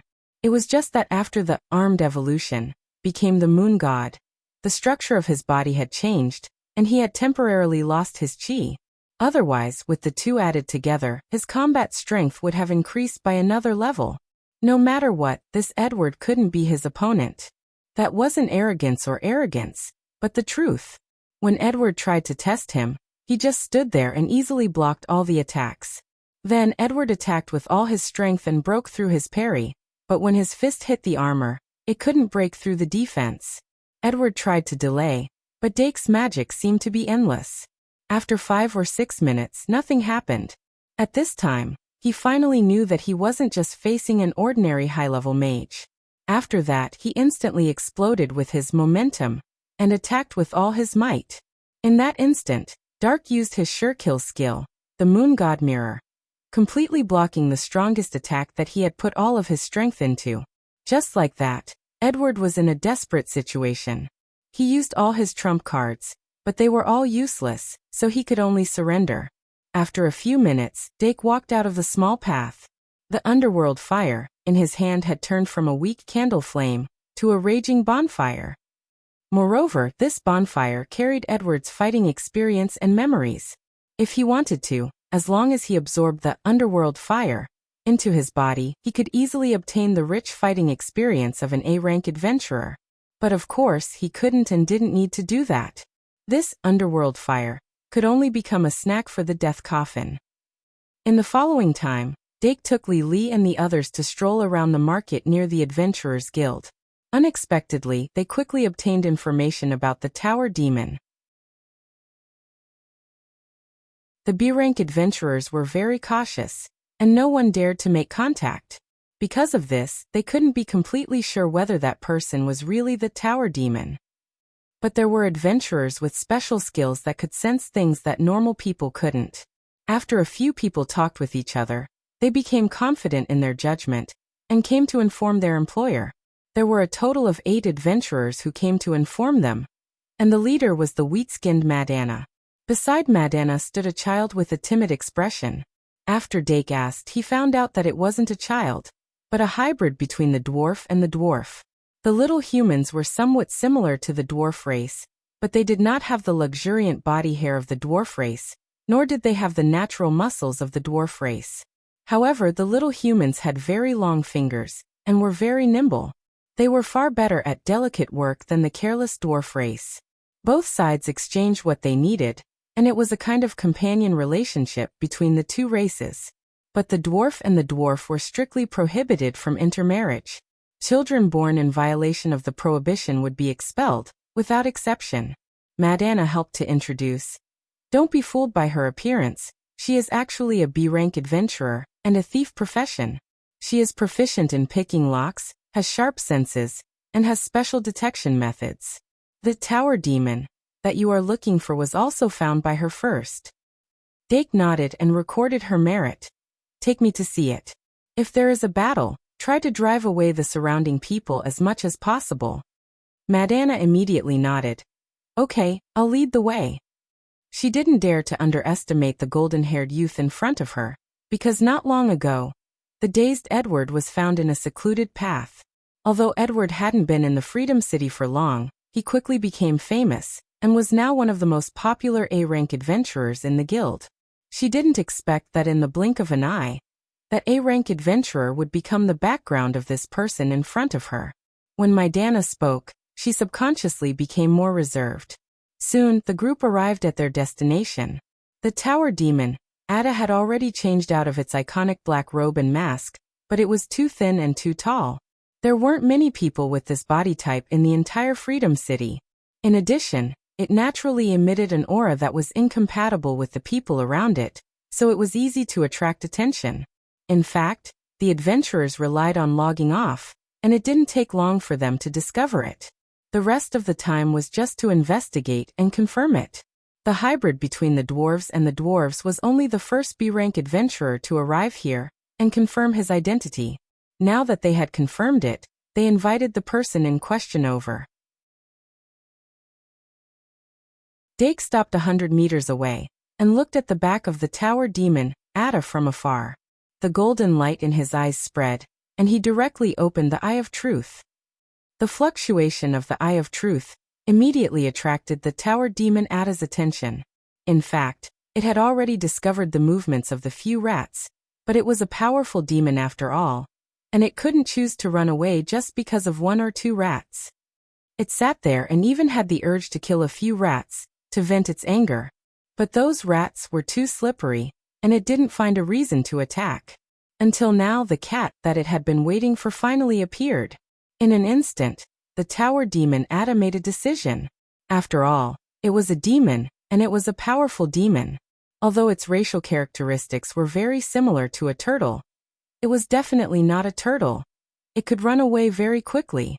Therefore, the tower demon Ada, who didn't have any intention of running away, ran away the moment Dake opened the Eye of Truth. That's it. Dake closed his eyes. Olga, who had been following him for half a step, moved the moment he closed his eyes. As the saying went, quiet as a virgin, quick as a rabbit. Olga almost caught up with the tower demon Ada, who was speeding up, in the next second. The moment the black shadow appeared, the tower demon Ada realized the speed of the person who was coming. It suddenly roared and put its hands together like a circle. Countless square stones were condensed in the air and stacked into a wall, immediately crushing the maid in the middle. Olga Dimung, who was standing in front of the tower demon, didn't withdraw the white light from her body until now. She was wearing a pure white battle dress from head to toe. The tower demon Ada's mind flashed through last night's shadow, until it realized that this was the maid who was on the side. A glint flashed across its eyes as a square stone appeared beneath its feet. Then it charged forward and stomped on the square stone. Its entire body relied on the counterforce of the square stone to bounce back and pull away from Olga. In the next moment, the two square stone walls that were crushing toward Olga suddenly exploded. Olga, who was wearing a battle dress, was instantly drowned in the explosion. The B-grade adventurers who were guarding Dake saw this scene, and their faces suddenly changed. They came here because they believed that Dake and his maid could deal with the demon, but they didn't expect this to happen. Whoosh! The wind suddenly whistled, and the explosion of the square stone walls was forcefully pushed to the side. The empty building almost collapsed in the blink of an eye. The pure white figure flashed out and chased after the tower demon, without any hesitation. The tower demon, its body was heavy, so it couldn't move fast. It was caught before it even ran 100 meters. The warhammer that was shining with a gentle jade light smashed down from behind its head heavily. It suddenly lowered its head, and a square stone was condensed between its head and the warhammer. However, the supposedly indestructible square stone was smashed into powder by the hammer. The tower demon was shocked, and its magic power surged wildly. Countless square stones were instantly condensed behind it, piling up into walls one after another, firmly blocking Olga behind it. However, Olga didn't even bother to take a detour. She raised the warhammer and displayed an extremely terrifying divine power. With just one hammer, she was able to shatter the stacked square stone walls in one go. She chased while waving the warhammer. That awe-inspiring and terrifying fighting posture. Not to mention that she didn't look like an auxiliary healer. Even the dwarves who liked to use warhammers weren't so domineering. Seeing this scene, Madana couldn't help but touch the decorative broadsword hanging behind her back, and a trace of shame flashed across her face. Rumble. Seeing that the square stone walls couldn't stop her at all, the tower demon simply condensed a square stone and immediately detonated it. The sound of the explosion shook the hearts of the people nearby, and they immediately threw down the things in their hands and ran away. Now in the City of Freedom, many people already knew that the demons had sneaked into the city, and also knew that the city lord was leading people to clean up those demons. Therefore, they immediately thought that the explosion was caused by the battle between the demons and the city guards.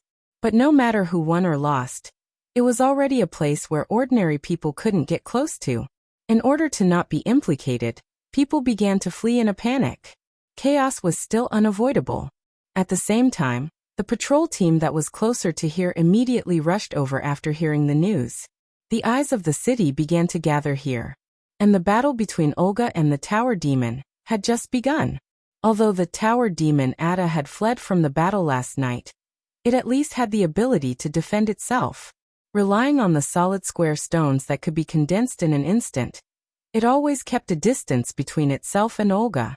Under such a chase, Olga deliberately forced it into the sky, and cleverly used a few magic cards to attack from the ground and slowly lured the tower demon into the sky. The tower demon relied on the square stones to rush, and its speed in the sky and on the ground wouldn't be affected. On the contrary, it was easier to escape in the sky without any obstacles. But in fact, these were just excuses that it found for itself. In fact, it was forced to go into the sky. Otherwise, as long as it rushed into a place where people gathered, it would rely on human flesh as a buffer to increase the distance between them. In short, it didn't take long for Olga to catch up to it in the sky, and then she didn't need to worry about some powerful magic cards anymore. In the name of Olga Dimming, I summoned the battlefield loop. With a light shout, the familiar magic instantly bloomed under the tower demon. Eyes. More than 10 years ago, the tower demon Ada was once a hot-blooded young man. It had participated in countless battles, and had also fought against the Golden Generation. The one that left the deepest impression on it was the battlefield Saintess, that it had fought head-on. The magic card that it used the most frequently was the battlefield loop. Although it was hard to tell how powerful this ultimate skill was from its name, the tower demon was very familiar with it. Once the battlefield loop magic card was activated, it could create a light wall on the battlefield. The light wall might not be thick, but its height and length were very shocking. It could also be manipulated to change its shape, and it was very flexible. Looking from the sky, it looked like a white ring suddenly appeared on the battlefield, and the whole huge battlefield was divided into countless parts.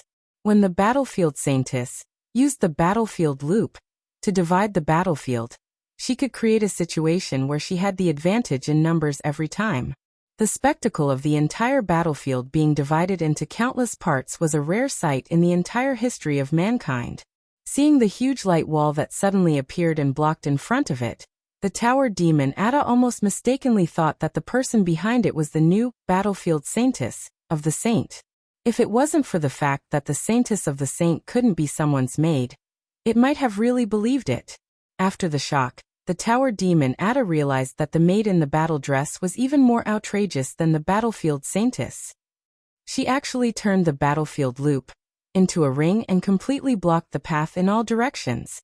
The tower demon was forced to stop, and the square stones under its feet naturally formed a square platform. It lowered its head slightly and noticed that the height of the light wall wasn't inferior to the city walls outside.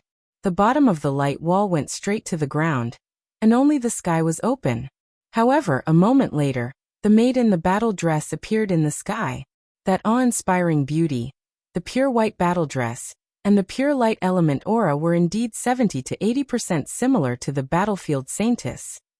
However, the sharp killing intent hidden under the pure white was something that the battlefield Saintess didn't have. It's the Valkyrie. The tower demon Ada finally remembered the other pure white figure that it had seen once before, and the shock in its heart didn't decrease but increased instead. However, no matter how shocked it was, it had to face the truth at this moment. I can't escape. I can't escape. I can't escape. As the echoes came from the depths of its heart, the square face of the tower demon Ada hardened bit by bit. Obvious cracks started to appear on the skin all over its body like a brick wall. The dark and filthy demon energy gushed out of those cracks little by little. I can't escape. I can only fight. There's no room for communication between humans and demons. Its deep-rooted thinking caused it to launch a desperate counterattack at this moment. Ugh. In the sky, Olga looked down at the ground with a battle hammer in her hand. Bits of white light were converging on the top of her battle hammer. Starting from the top of the battle hammer, the white light continued to extend upward and gradually condensed into the shape of a sword. She raised her left hand and grabbed the handle of the battle hammer with her right hand. The sword-shaped light beam on the top of the hammer was quickly expanding and lengthening from less than 1 meter to 2 or 3 meters in the blink of an eye. Then, it grew to 5 meters, 6 meters, more than 10 meters. It continued to grow longer, wider and wider in the sky. The tower demon Ada's clothes were already torn apart, and there were even jagged shapes on his shoulders like the top of a wall. Its body was also expanding at a speed visible to the naked eye. However, compared to its width, its height was increasing faster. Soon, its feet stepped on the ground and turned into the shape of a tower. A tall tower shrouded in black gas rose from the ground. From more than 1,000 meters away, many people still saw the tall tower that suddenly appeared, but more people saw the huge sword that was more than 30 meters long. The tower demon, Ada, had been ready to fight to the death, but now he was scared by the huge sword that was still expanding. However, the chess piece had already been placed, and it couldn't be regretted. It turned into a tall tower and condensed all the energy in its body into a light ball with pitch-black electric currents on the top of the tower. and it was still condensing energy. In the sky, Olga snorted, and the light sword in her hand had already expanded to 50 meters long. Howl! It was the first time that the tower demon Ada had fully attacked since he joined the battle yesterday. And it was the first time that he used his full strength. The light ball that had condensed all the energy in its body released a horrifying pressure. The pressure from Olga's light sword even stimulated some of the energy that Ada had saved for his last life. Howl! The light ball turned into a demonic light and shot toward the maid in the battle skirt in the sky. Almost at the same time, the maid wielded the huge light sword that was 50 meters long. Boom! It was so powerful. Look, there's a date cat that is about to starve to death. Let's go and play with it with the monthly ticket. You're tuning in to the Earbook Haven YouTube channel. Don't forget to subscribe and join us on this journey to catch the most captivating stories.